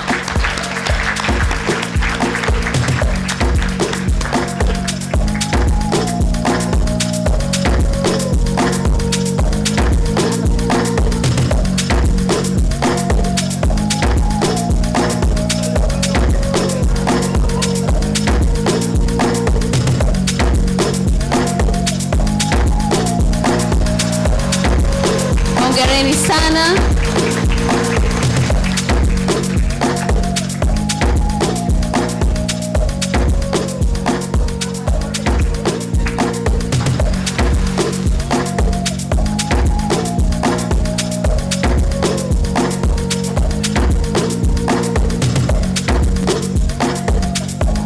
Congratulations, NMB. CRDB Bank is our next winner. CRDB, hongereni sana. Karibu on the stage. Atakuja kukabidhi tuzo hii. Naomba nikuite tena Anahenga kwa ajili ya kuja kukabidhi hii tuzo. Lakini balozi pia utaendelea kukaa hapo hapo. As they're coming up, CRDB has a hotline for online wellness sessions that covers nutrition awareness and psychosocial and face-to-face counseling.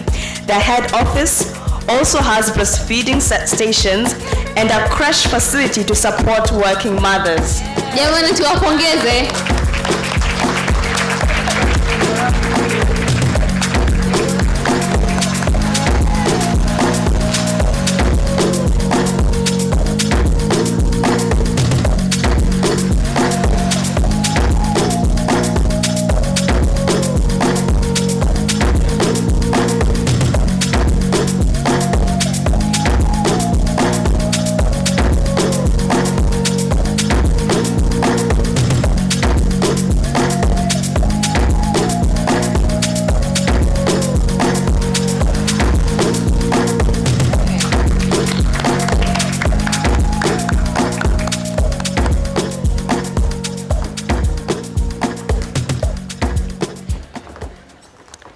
And next in line is Total Energies.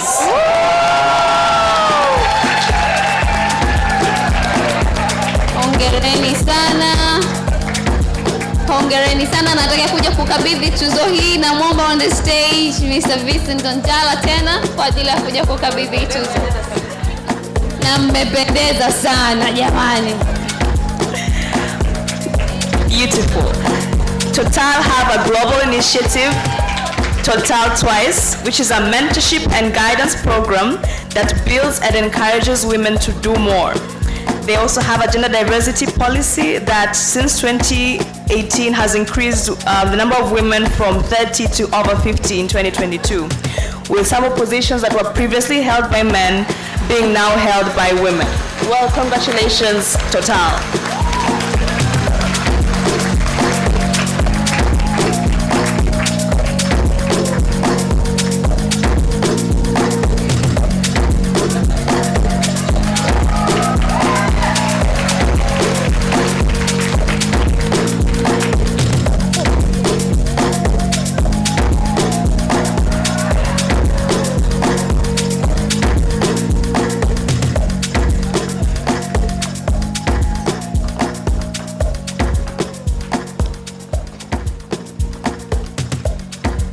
Thank you, Total. And last, but by no means the least for tonight, is none other than the Legal and Human Rights Center, LHRC. Let's clap for them. Makofi tafadhali wanapokuja on the stage, na nikunyanyue tena Mr. Bakari Machumu kwa ajili ya kuja kukabidhi tuzo hii. As they're coming up, LHRC not only has policies to promote gender equality, but also take measures to review and engender all other LHRC policies to ensure that all their operations are gender sensitive. Let's clap for LHRC.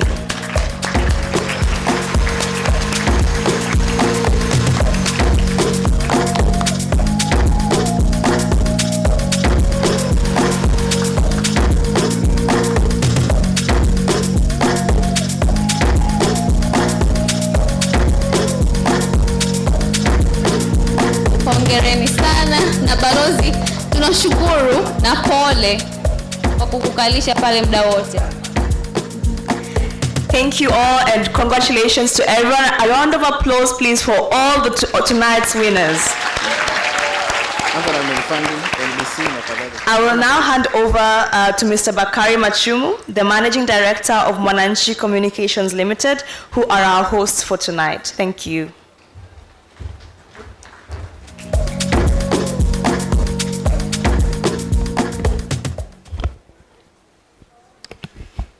Kalo, huu sio mchezo mzuri. Kunifanya mimi ndio nionekane na chelewesha watu. You can blame that on Anna. Ndio maana nisema mimi simo jamani, mimi simo. Kula muda sio mrefu. Ahu. No. Nice try though. Kuna testi zali kuona kama break the bias. Ahu. Break the bias. Ahu.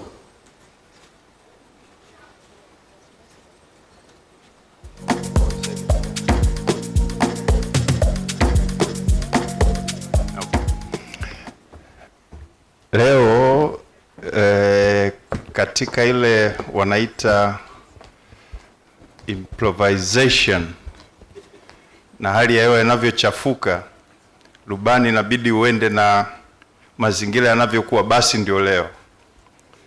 Kwa hiyo nafikiri twende tukale kwanza, afu ndio nitazungumza.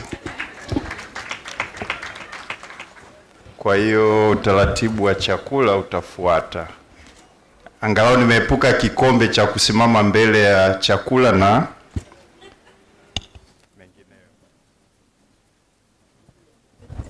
Sawa jamani. Jamani. Nini habari njema eh? Have you noticed this is when I stand up? Nimekuona. You see. Mambo yako haya. Kwanza kumradhi na tunashukuru kwanza kwa kutuvumilia. Tunajua kabisa kwamba tuko nyuma ya muda kidogo. Actually tulikuwa tunakula chakula saa 3:45. Kwa tumechelewa kama dakika 10 hivi fulani. I know. Lakini tumechelewa kwa mazuri Karo. Kabisa. Alafu nilikuwa na swali moja. Ume notice kwamba benki zilikuwa zipigani makofi? Did you notice? I was looking at CIDB not clapping for. I'm like, okay. I'm joking. Tunaanza saa ngapi kurungishana majengo jamani? See, at least I got you laughing. Sawa, so nimepewa kwamba utaratibu kwamba tunatakiwa tutoke meza 3. So Ana, naomba tutasaidiwa na ushers, watakuwa wananyanyua meza 3 kwenda kupata chakula cha jioni, cha usiku. Alafu baada ya hapo tutakaribisha kwamba wakati tunarudi kula chakula, we will get a word of thanks from our sponsors as well as our host. Okay. So ushers, please, if you can do the do, we would appreciate it. Thank you very much. DJ. Mziki kidogo.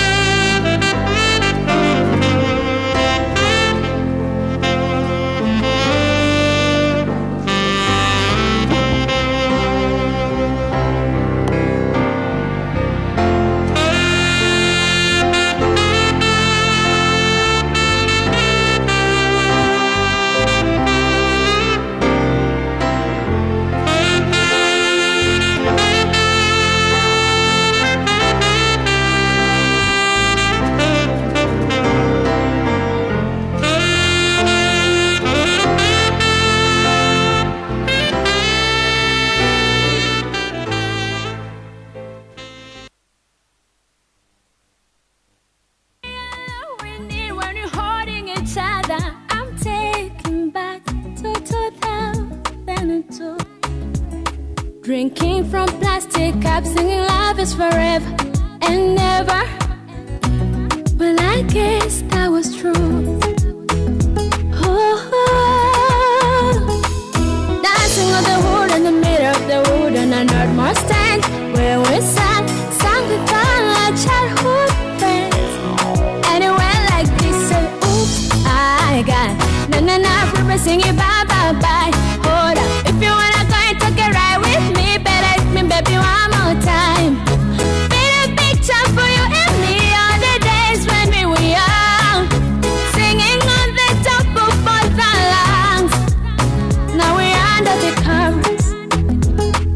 Fast forward to waiting, we are more than lovers.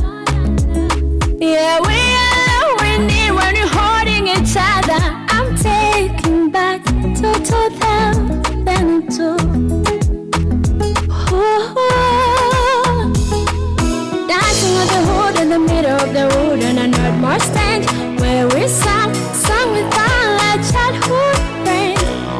Anyway, like we say, oops, I got na pressing it, bye bye bye.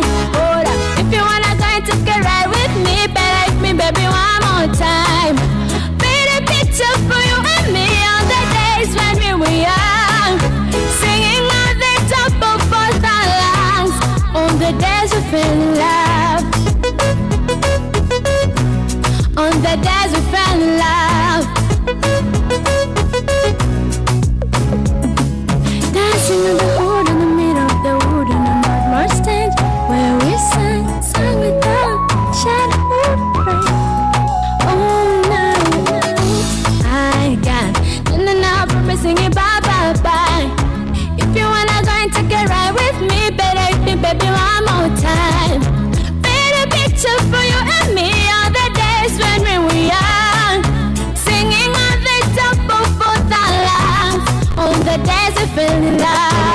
On the days we fell in love. On the days we fell in love. On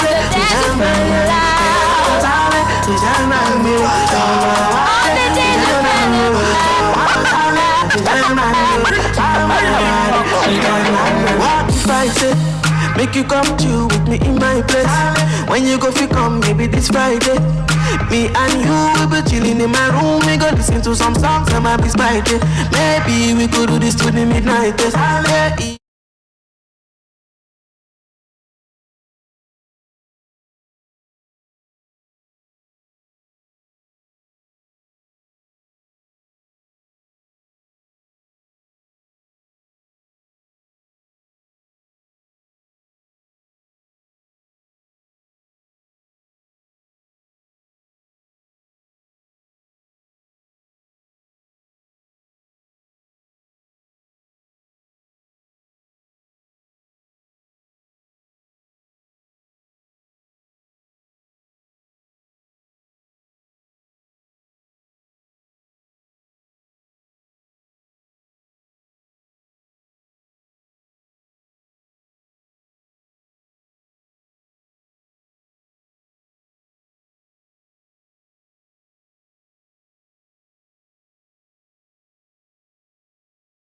Give me love, baby, give me love, oh, give me love, oh.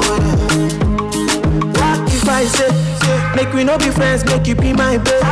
Cause I done fall and it be like say, me and you, we go run away, we go to America in the midnight train. Your mommy doesn't even want to see my face, baby, and I love you, yes I love you, come to my hood. Many fine girls, but now you I choose. And now the guys want to steal my boo. They get the money and they get the body, but nobody else fit to fill my shoes. Baby, girl, you know, say na me I do. Baby, and I got you, you know I got you. Oh, baby, give me love, Jojo, yeah, yeah, yeah. Baby, give me love, oh, oh, oh.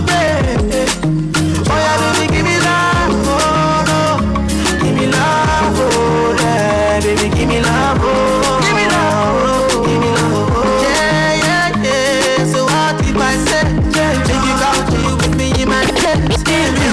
Baby, this right there. Me and you, we be chilling in my room, we go to the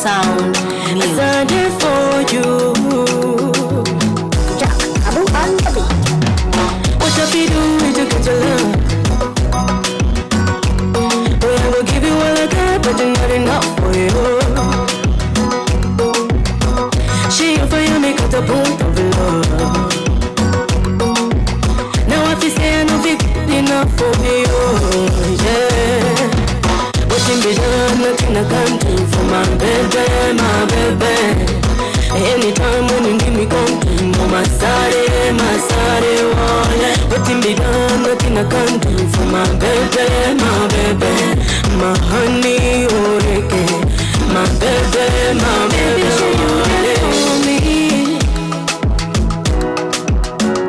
As I did for you, baby, say you there for me. As I did for you. Be done, nothing I can do for my baby. Anytime when you need me, come to my side, wall. Nothing be done, nothing I can do for my baby, my honey, oh, my baby, wall. What you wanna do, boy, where you wanna go? 'Cause anywhere you go, boy, I go follow you. 'Cause I like the way you back it, like the way you You're my shotgun. Love so easy. It doesn't matter, yeah. Nikubwa pumzi, keep on moving. It doesn't matter, yeah. Unachotaka usisahau kikipata, ukipata usisahau kuna home. Kumbuka ni Mungu juu ya vyote. Tazama juu, utaiona nuru. Baba God, Jerusalem, yeah. Now wapenda sana, yeah.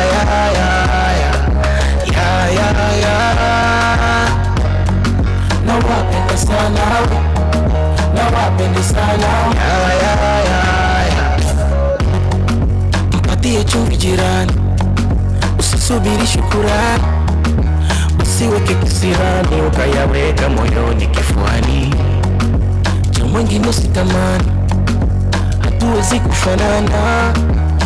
Ndivyo duniani, jitihada tafuta utapata. Unachotaka usisahau kikipata, ukipata usisahau kuna home. Kumbuka ni Mungu juu ya vyote. Tazama juu, utaiona nuru. Baba God, Jerusalem, yeah. Now wapenda sana, yeah.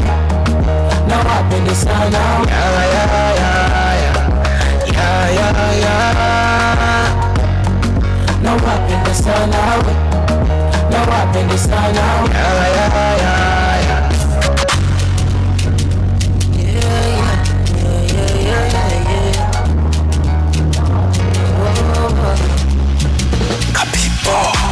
My sweetie, my lover, oh. Oh, my sugar. Please give me to love, oh. Usije zuga kitorondo, nimekutuzia mkongo, nikupe kipande cha nondo, utanjoy. Baby, share to me, ask anything, I go give them all my love. Baby, share to me, anywhere you want, I'll be there for you. Kabisa kiboko ya mie, tena ndo mefanya tulie. When you move your body to me, go mad, Baby, share to me, ask anything, I go give them all my love. Baby, share to me, anywhere you will, I'll be there for you. Oh, baby, love me, give me lucky, shake it, baby, love me, give me lucky, shake it, baby, love me. Anytime you call me, I will answer. Anything you want, girl, it's fine now. All you need to do is give me sign, and I'll be right there. Don't go waste your time, oh no. East African lady, don't ever deny you, they make me feel amazing. Oh, your story, your back for me, oh, intoxicate me like you big for me, oh, yeah. Every day I do for your case. If you follow me, I promise you no go regret. In a go, but I say now you they make me sweat. I need to stop the lies, and now you be the best, oh, hey. Every day I do for your case. If you follow me, so you know go regret. In a go, but I say now you they make me sweat. I need to stop the lies, and now you be the best. Baby, share to me, ask anything, I will give you all my love. Baby, share to me,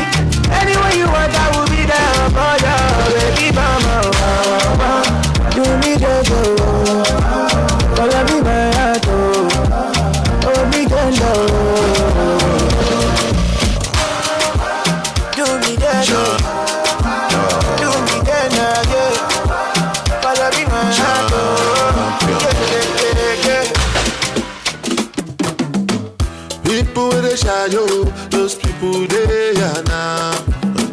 People with the try you, those people they na. They no call me tell but then they call me now. Now empty belly, now make man they feel somehow. Calling my house, say I be one cash out. Say make up put it 10,000, put it 10,000. Everybody come cash out. Thank Jehovah, put up for my house. Begin to find another. Waka waka no rest you. Waiting man go do. Money go there for madam to cook up bono. Waiting man go do. Your pikin self you guys go school.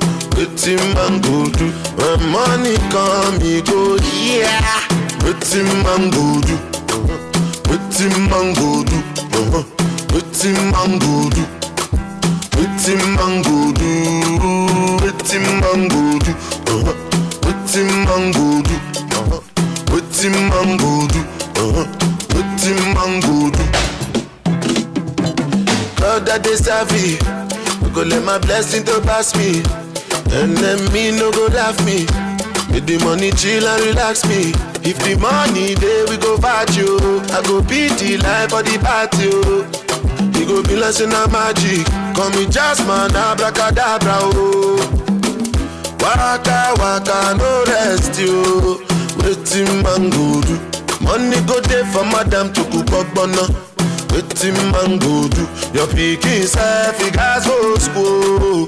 Waiting man go do. When money come you go yeah. Waiting man go do. Waiting man go do. Waiting man go do. Waiting man go do. Waiting man go do. Waiting man go do. Waiting man go do. Waiting man go do.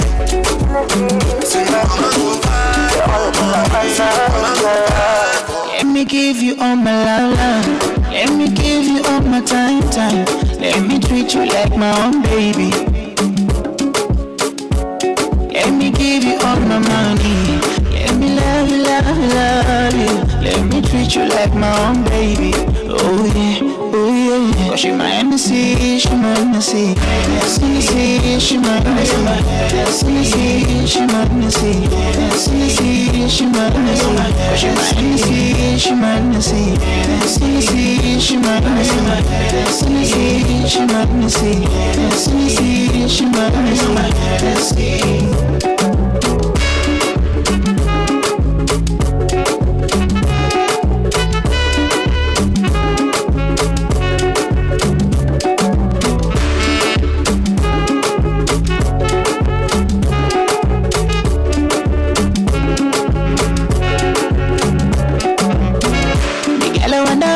Your body, the way you and I kill a bad boy like this. Oh, your body, yeah.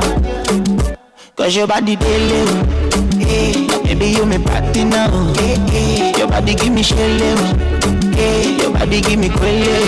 Let me give you all my love. Let me give you all my time. Let me treat you like my own baby. Let me give you all my money. Let me love you. Let me treat you like my own baby. Oh yeah. Cause she my Hennessy, she my Hennessy. She my Hennessy. She my Hennessy. She my Hennessy. Cause she my Hennessy, she my Hennessy. She my Hennessy. She my Hennessy. She my Hennessy.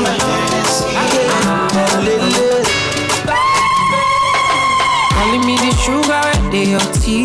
Calling me the honey where they your bee. Anything you tell me I dey believe of. Showing me around like I lost my way. Telling all your friends and I me be bail. Baby see me I don't they believe her. Tell me make I know now. If you show me make I know now. If you don't show me make I know now. If you don't love me, tell me, make I know now. If you show me, make I know now. If you don't show me, oh, make I know now. If you don't love me, Make you not talk, say you love me, oh. Aye. If you don't need me, oh, nobody talk, say you need me, oh. I take this love oh, seriously, oh. Baby, you're making no play me, oh. Nobody talk, say you love me, oh. Don't play me. Public boss, Kiki, yeah, Olele. You don't dey be like say me I dey too talk. Make you no go be like say I get blocked. But now the other man you want to go and link up, oh baby. I know be say I even call the fake love. I'm the sickest nigga you can find in this world. And it doesn't matter, baby, got to choose one already. Right now, so tell me, make I know now. If you show me, make I know now. If you don't tell me, oh, make I know now. Yeah, if you don't love me, oh, tell me, make I know now. If you show me, make I know now. If you don't show me, oh, make I know now. If you don't love me, nobody talk say you love me, oh. If you don't need me, yeah, nobody talk say you need me, oh. Cause I take this love oh, seriously, oh. Baby, you're making no blame me, oh. Nobody talk say you love me, oh. Before we go further, tell me now I wanna know. They cannot go far down low, I wanna know. Do you have another? Oh, I wanna know. Am I the only one? Am I the one? If you don't love me, make it not come see now. If you don't need me now, nobody please me. Every time, every day, girl, you they blow my mind up. Baby, if you know they my side, baby. If you know they my side, you're my baby, yeah, you are the father. Anytime you call me, I go answer, girl. Make you give me love, and now you they my mind, oh. But I get one question where I want make you answer. If I don't get it more, would I still drive you crazy? If I don't get the money, yeah, yeah. Would you still call me your baby? Oh, yeah, I know, yeah, yeah. Mon amour, yeah. Would you still love me, mon amour? Would you still kiss me, mon amour? Oh, yeah. Say you don't believe me, mon amour. Mon amour. Girl, I wanna make you answer. Baby, answer. Yeah. Answer. Need you more than love, oh. Not a wine, I'm all about you. Girl, I need your love, oh. Girl, you know that you D.I.P. Baby, sour, sour. You like it when I hit it in the shower, shower. Oh, yeah. This love, you know, go sour, sour. But I get broke with sour. If I don't get it, more, if I don't get it, would I still drive you crazy? Baby, tell me you do. If I don't get the money, yeah, would you still call me your baby? Oh, yeah, I know, yeah, mon amour. Would you still love me, mon amour? Would you still kiss me, mon amour? Oh, yeah. Say you don't believe me, mon amour. Mon amour. Girl, I wanna make you answer. Baby, answer. Yeah. Answer. If I don't get it more, would I still drive you crazy? Hello.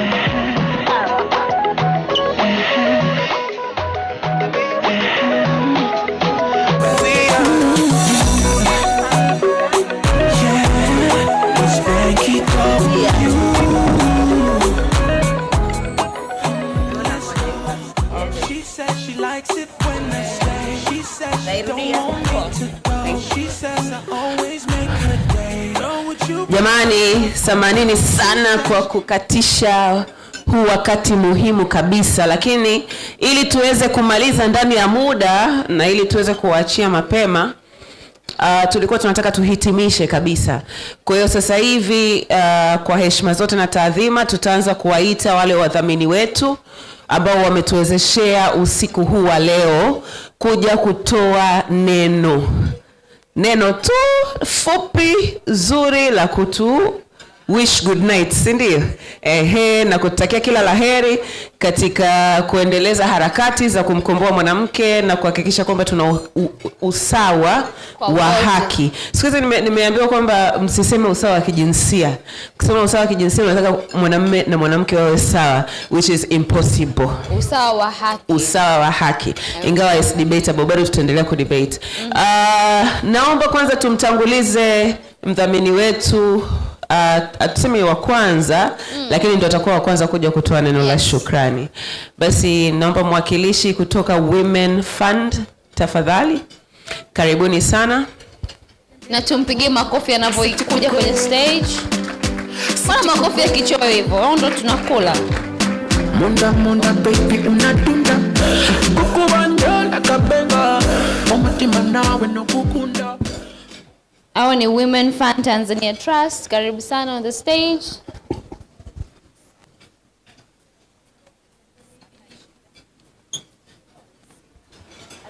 Hello. Asante. Good evening, raising ladies. Wanakula, watasema wanachakula mdomoni. Jamani wameweza kuitikia. The beauty about women, we can multitask. And you have just done it brilliantly. And that's very true. Distinguished ladies and progressive gents, I tend to be convinced you are progressive. Jamani, mimi I don't know even what to say kwa sababu Rosinjiro has said it all. That's who we are as Women Fund Tanzania Trust. That's what we do, and that's what we aspire to bring change in the country. So, asante sana Mwananchi Communication for organizing this very pertinent event or initiative in the women rights agenda. A huge congratulations for visibilizing or creating visibility to the voices of women who have come here to tell their stories. For being able to be the agents of change, sharing with us the information about the corporate sector, how many, the ratios between men and women. Better yet, you have been able to tell us about the encouragement and the changes that are happening in the boardroom in your offices. So we are really encouraged tonight. But as Carol said, for us Women Fund Trust is not about gender equality because it tends to be connoted to numbers. We are talking about social justice. Ambazo ni haki za usawa Kiswahili, ambayo ni haki yako wewe ya ku-exercise your rights kwenye chochote kile unachokifanya. I am being very conscious of language justice. Kama Women Funded Trust, we are conscious of everything including time justice na language justice. Kwa hiyo nitakuwa nachanganya. It's always about justice, isn't so? Sawa. Kwa hiyo ni haki hiyo ya usawa ya wewe kuwa ulivyo, ku-exercise your rights za kisiasa, za kiuchumi, za kijamii, kwa sababu gender equality tumeona tu ni data. Wanawake 100, lakini executive director ni mwanamume mmoja, and they call the shots. How many are those women pale wako very active in decision making? Those are questions to be asked and to be challenged and interrogate the power that is seated within our corporate, that is seated within our organization. And that's what we do. And if we want to break the bias, we need to interrogate the bias within ourselves as leaders. How biased are you towards bringing the women from the village? How biased are you towards other tribes applying for job? How biased are you towards others who tend to be, you are competitive, a woman competing against whatever that you are doing in a very positive way. So I think that's how way we break bias. And when we are honest about our own biases, interrogate them in a very positive way and being honest and open, we are able to break the bias we are talking about. Otherwise, we might end up being wish-wash, which we don't want to do. As a Women Fund, Tanzania is a feminist fund, which provides fund to activist women rights organizations, including that which Rosinjiro has said. So one of the things that we do intentionally is to challenge power. Feminism is about challenging power. And I was following the conversation about leadership not being political. I beg to differ. Everything is politics. For me, everything is politics. They decide about our curriculum. They decide about the 30% of women who goes into parliament. They decide about how much tax we should pay. They decide about not to pass the progressive laws, which tend to push women into early marriages. Otherwise, if it weren't being politics, they wouldn't have been married early. And that politics, we shouldn't shy away from challenging it, being available and take leadership in political position, in political offices as women. So we are able to challenge that power, we are able to make decisions which are for our own women and girls in our society. And as I conclude, we do what we call narrative change or her story, which we have seen happening here, telling our own stories, challenging the public discourse, and sharing our own narratives from our own mouths about the things that matter to us and how we contribute into supporting other women, because we believe in collective voice and the agency to be able to choose who you are and what you want to do, and to be able to realize that.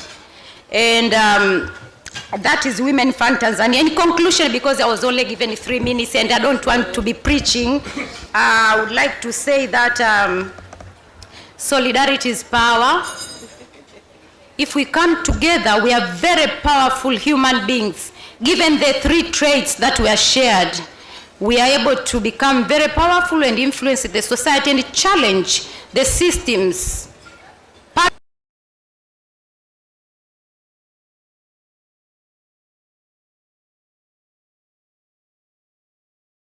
Let's harness the power of collective and change our society for better, to be able to sustain the future we are talking about today.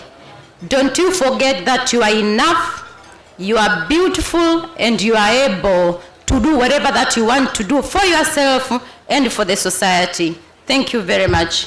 Amazing, amazing. Thank you very much. Tumpigie makofi jamani, tumpigie makofi madogo sana. Wadhamini wengine ambao tungependa kuwaita on the stage waje kutoa maneno mawili matatu ni NBC Bank. Tunamwomba mwakilishi kutoka NBC Bank. Makofi.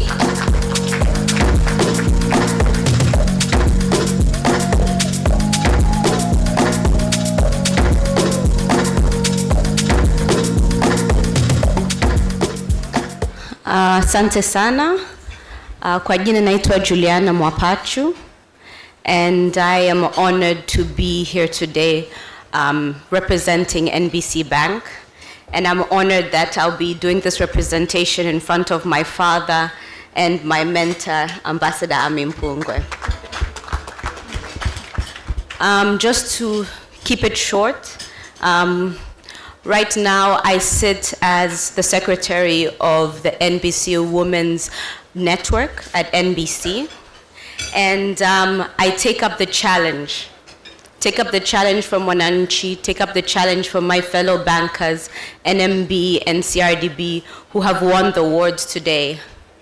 I take up that challenge in terms of, as a bank, what we plan to do. Our MD, Theo Badsabi, could not be here today, but there's a lot of commitment in terms of what we do and how we build women coming in 2022. Some of the things come with some of the trainings that we're looking to get done. And this will help some of the women at NBC probably be able to get into boards of directors. And we're doing those plans with ATE, so we're proud of some of those that we're trying to do. We have an ABSA leadership program, which is of course a part of NBC, that we plan to take some of the youth to be able to get this training and get the knowledge so that we actually create more diversity in our organization. We understand we're not there yet, but we're making the necessary steps to get where we need to go, because there isn't an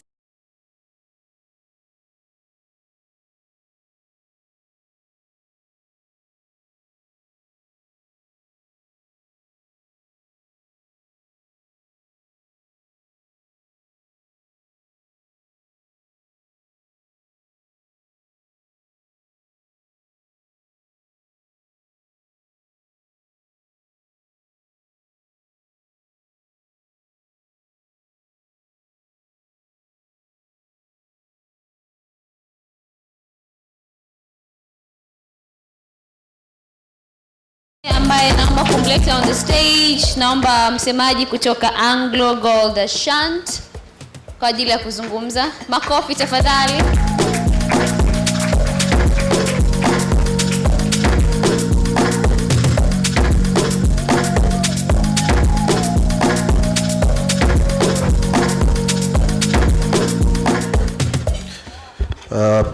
Good evening, ladies and gentlemen. Good evening. Thank you. My name is Stephen Mhando. I'm the Public Relations and Communications Manager for Gator Gold Mining Limited. We are very proud to be here this morning. I am here representing our Vice President for Sustainability, Simon Shayo, who unfortunately couldn't be here this evening. But I did come with a couple of our colleagues. As you can see, our table is full of ladies, whom of course are marking International Women's Day with all of you here. So of course, I didn't prepare anything, but I have a paper with me that I had jotted a couple of ideas down. And really, the reason we're here tonight supporting Mwananchi Communication Limited's second season of Rising Woman Initiative is because, first of all, we were here last year as one of the main sponsors, and we felt, of course, as a company that this is an agenda that we would like, of course, to continue pushing within the mining industry. As you may all be aware, this is an industry that is presently lacking a number of women. So of course, as a company, this is something that we hold dear to us. Of course, having listened to the different conversations, very sobering and of course engaging as well, I just felt it would be prudent to use this platform to also highlight some of the initiatives that our company has been trying to push forward in terms of creating an enabling environment for women in the workplace.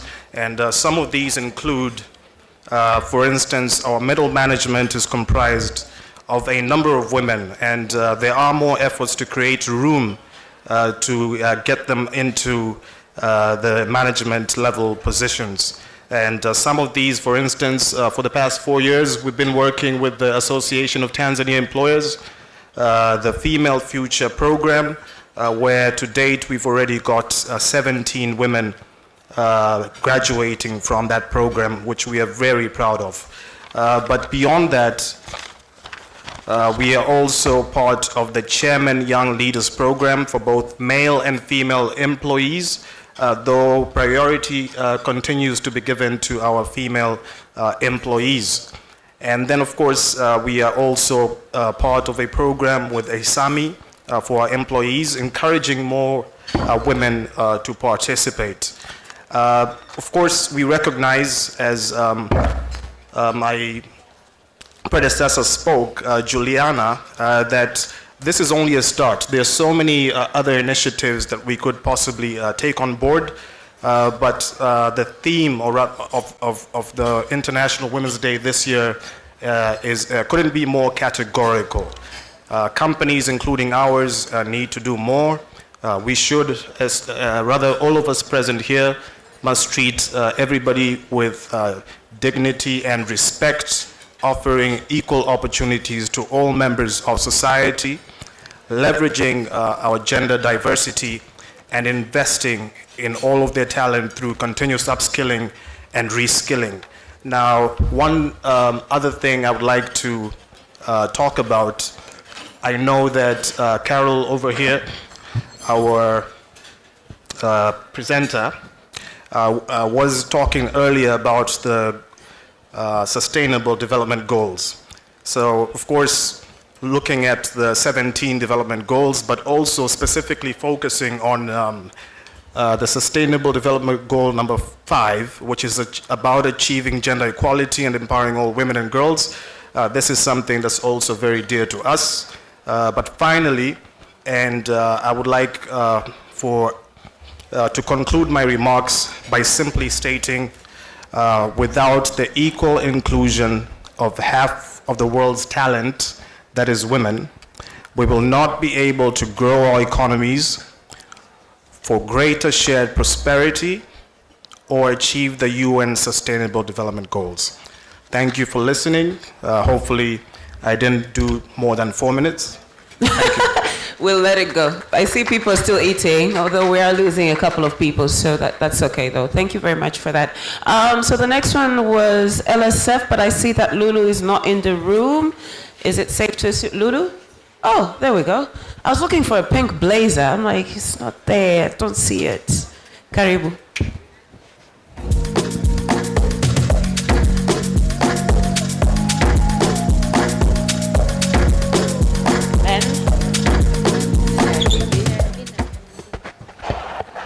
So I will try and do my best to keep this as, Carol, how many minutes did you say?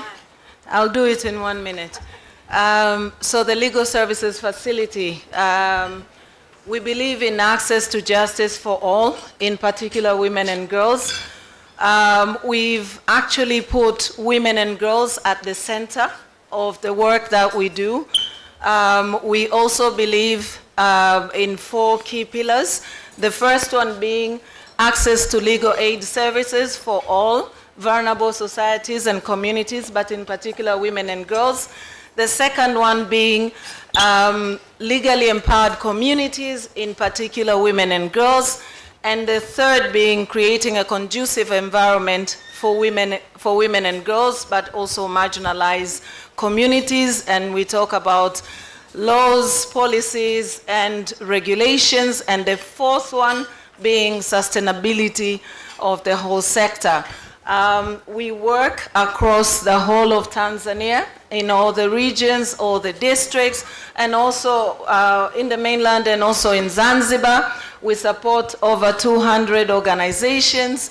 We are a basket fund, but we also work through our, I wouldn't do justice to talking about LSF without speaking about the paralegals who do almost all of the work. And we have about 4,000 paralegals across Tanzania that do all the work that we do. I wanted to say just 2 things, finally. The first one is that we believe that anything, absolutely anything is possible. The former Baba wa Taifa, I think there's a quote where he talks about that anything that a man can do, a woman can do. We believe in that. But then the second thing, when we talk about gender equality, we believe also, we heard a lot of talk about being intentional. We also have to be deliberate, and we have to create the conducive environment. Thank you. Thank you, Lulu. She tried. She tried. 1 minute and some, yeah? Sawa. CRDB, karibuni sana. A word of thanks from CRDB. Karibu.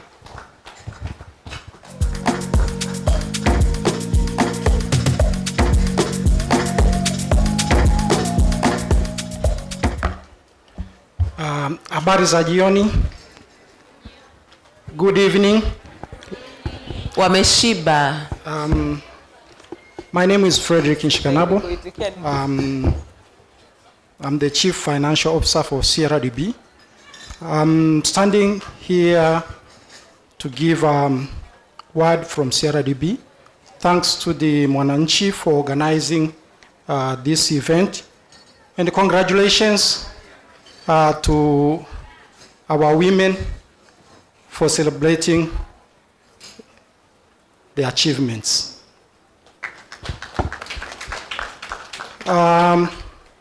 We are aware as CRDB of the power and the contributions of the women in the social and economic development. We continue to embrace and bridging the gap that is existing. We have a number of programs that we are put in place to ensure we be able to bridge the gaps.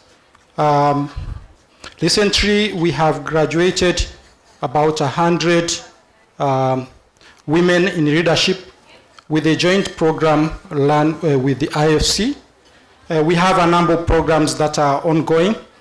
Currently, our female in leadership at board level stands at 27%. Our female staff stands at 43%. And from these numbers, you could realize the gap. And that has been the discussion that has been going on during the day. We are confident we should be able to bring it at 50-50 and above.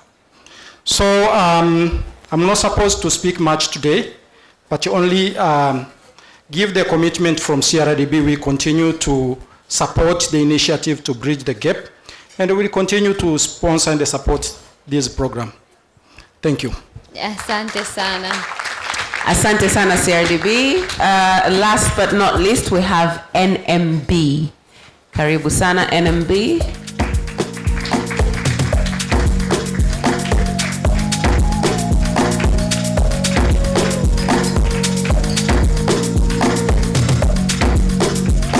All right. Good evening, ladies and gentlemen. Now, sometimes it's also good to speak the last. And I'm humbly standing here before you tonight on behalf of our CEO, who is away on official duty in Zanzibar. And she has requested that you kindly accept her apology. She wished to be here, but unfortunately she could not make it. As a bank, we also recognize the importance and power of women in accelerating development, both social and economic. And when you look at a bank as it is, as we speak, the ratio of female to male is standing at 48%. And at leadership, specifically from managerial level, it's standing at 31%. So for us, looking at that mix, you will realize that our performance that you see, the performance you see, is a result of that good mix between men and female. I think the other bit that I wanted also to mention is that as a bank, we have also taken quite a number of initiatives to ensure that we bring that balance within the organization And I'm standing here again, not only representing the CEO, but also as the patron for a committee we call NMB Balance, which is pretty much driving the balance within the organization between men and women. I'm also grateful to be standing here and thankful to Mwananchi for the award this year. This is actually on top of what we received last year from Essentia East Africa, recognizing NMB as the best company as far as equal participation and representation is concerned in East Africa. Again, I think all these initiatives we are talking about, the panelists mentioned and talked about where do we start from the society perspective, but also at a national level. I think this is an agenda that will continue to be on top of priority. But as an organization responsible and looking at the population, we have also deliberately launched certain products that are aiming and tailored to solve the problems, financial solutions that women need. So for last year, we launched Jasiri Proposition, which is a package specifically for women MSME, which we believe that will take women from one stage to the other. You will also realize that as organization responsible, at the beginning, you saw what we did this year. We have launched the Jasiri Bond, which is specifically to support women entrepreneurs. So the money that will be raised through that bond, and we expect to get more than 40 billion. So far, what is approved, 25 billion, but we have a green shoe of 15 billion. All this money will be directed towards supporting women entrepreneurs, business-led and owned by women. So women sitting here today, kindly support your fellow women by investing into the Jasiri Bond. And not only women sitting here, gentlemen sitting here as well, you are all invited to invest in this good cause to support women. And we believe that this is a good initiative that will take our mothers, our sisters, our in-laws from one stage to the other. With that, without further ado, let me just thank you once again very much for the organizers. And as a bank that is responsible, we are also committing to continue to support these initiatives. So congratulations so much, Mwananchi, for this event. And I wish you all good night. I'm not standing here between you and your bed. Thank you. So before you leave, please do not leave the stage. I'd like to welcome now the sponsors all together. So CRDB, NBC, LSF. We will have a small token for you that we would like to... Uncle Ashanti. Ashanti as well. Yes, please. All the sponsors. All the sponsors for the event. We have these beautiful, beautiful placards for you. Wapiga picha, tunaomba picha tafadhali.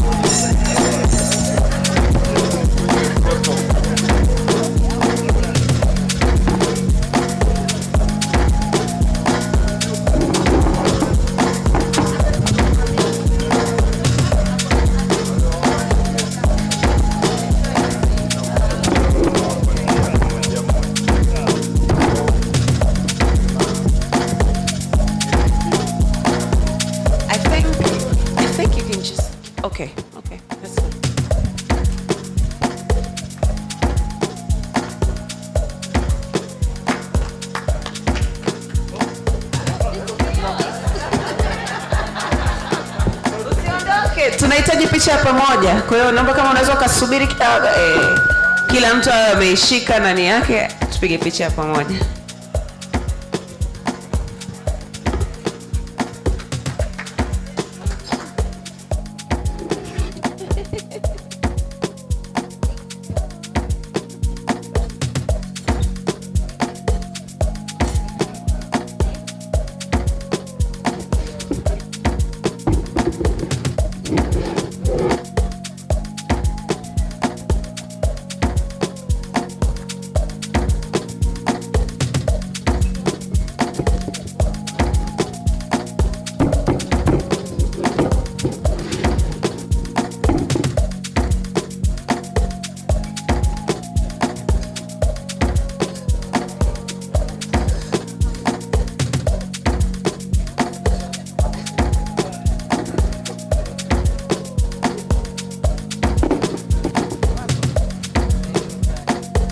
Please, KPMG, if you may also take the stage so that we can give you a small token of appreciation, please. Thank you so much.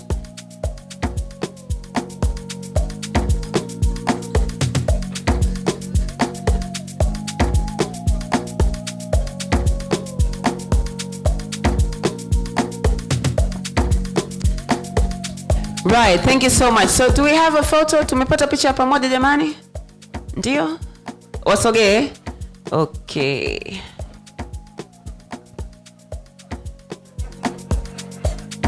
I see what you're doing there. You're being the Geneva, yeah? Okay, nice, nice.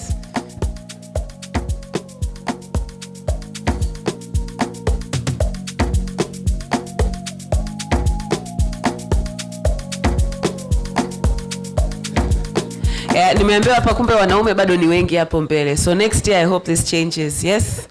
Okay. Lulu. Safi. You create space. Yes. Thank you so much for that. Now we have a small, another token of appreciation for our panelists.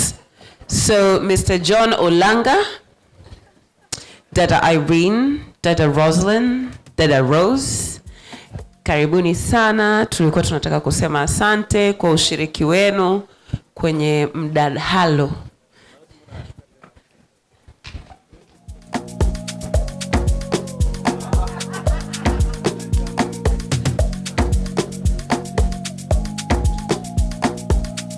Karibuni, karibuni, karibuni.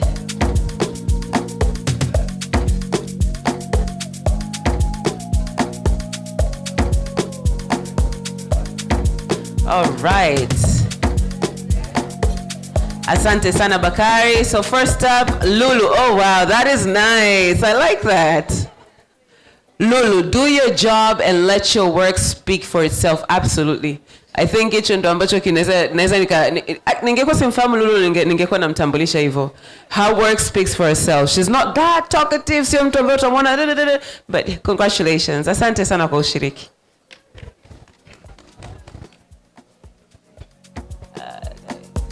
Is that Irene? Okay. Yeah. Dada Rose all the way from Ngorongoro. Tunashukuru sana. Hapo imeandikwa gender equality and women's empowerment.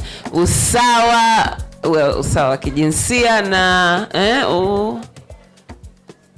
uwezeshaji kiuchumi. Sasa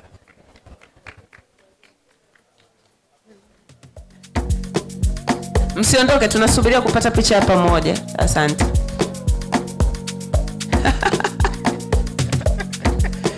Oh wow. Okay. Creating enabling policies for women is important. Absolutely. Absolutely. Oh, beautiful. Asante sana Dada Rosalind.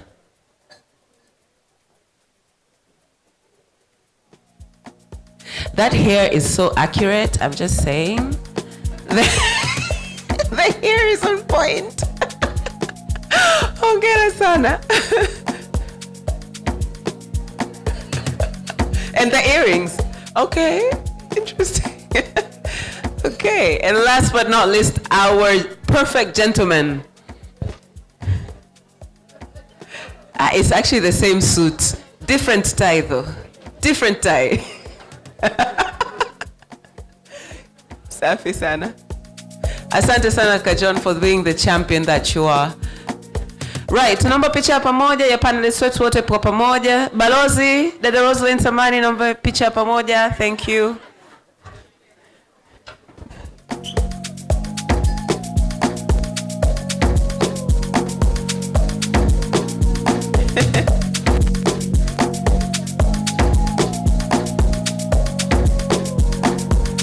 Okay.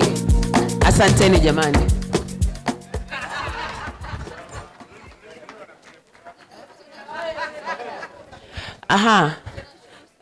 Mr. Machumu, hello.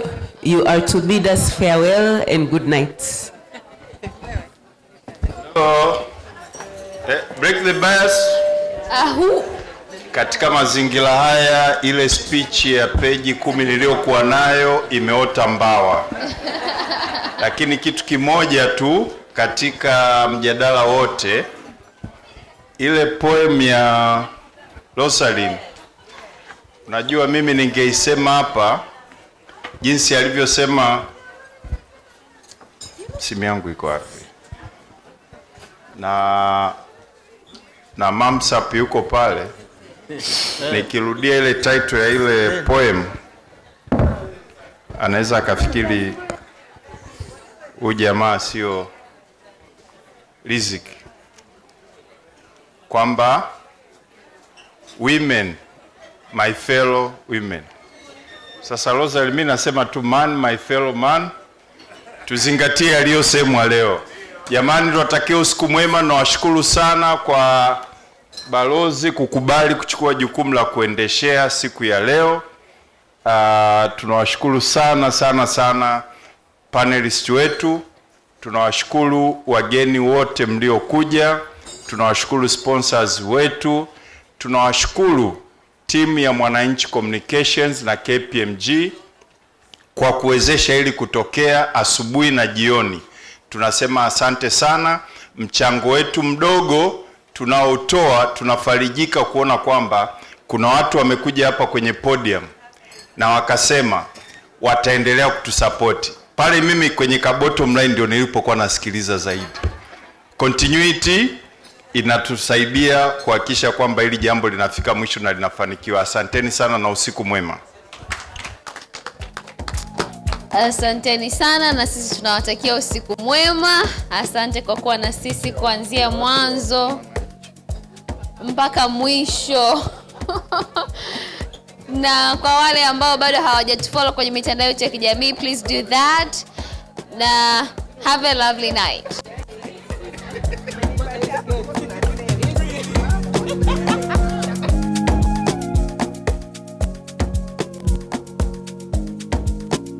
Baby, follow my command, like zombie.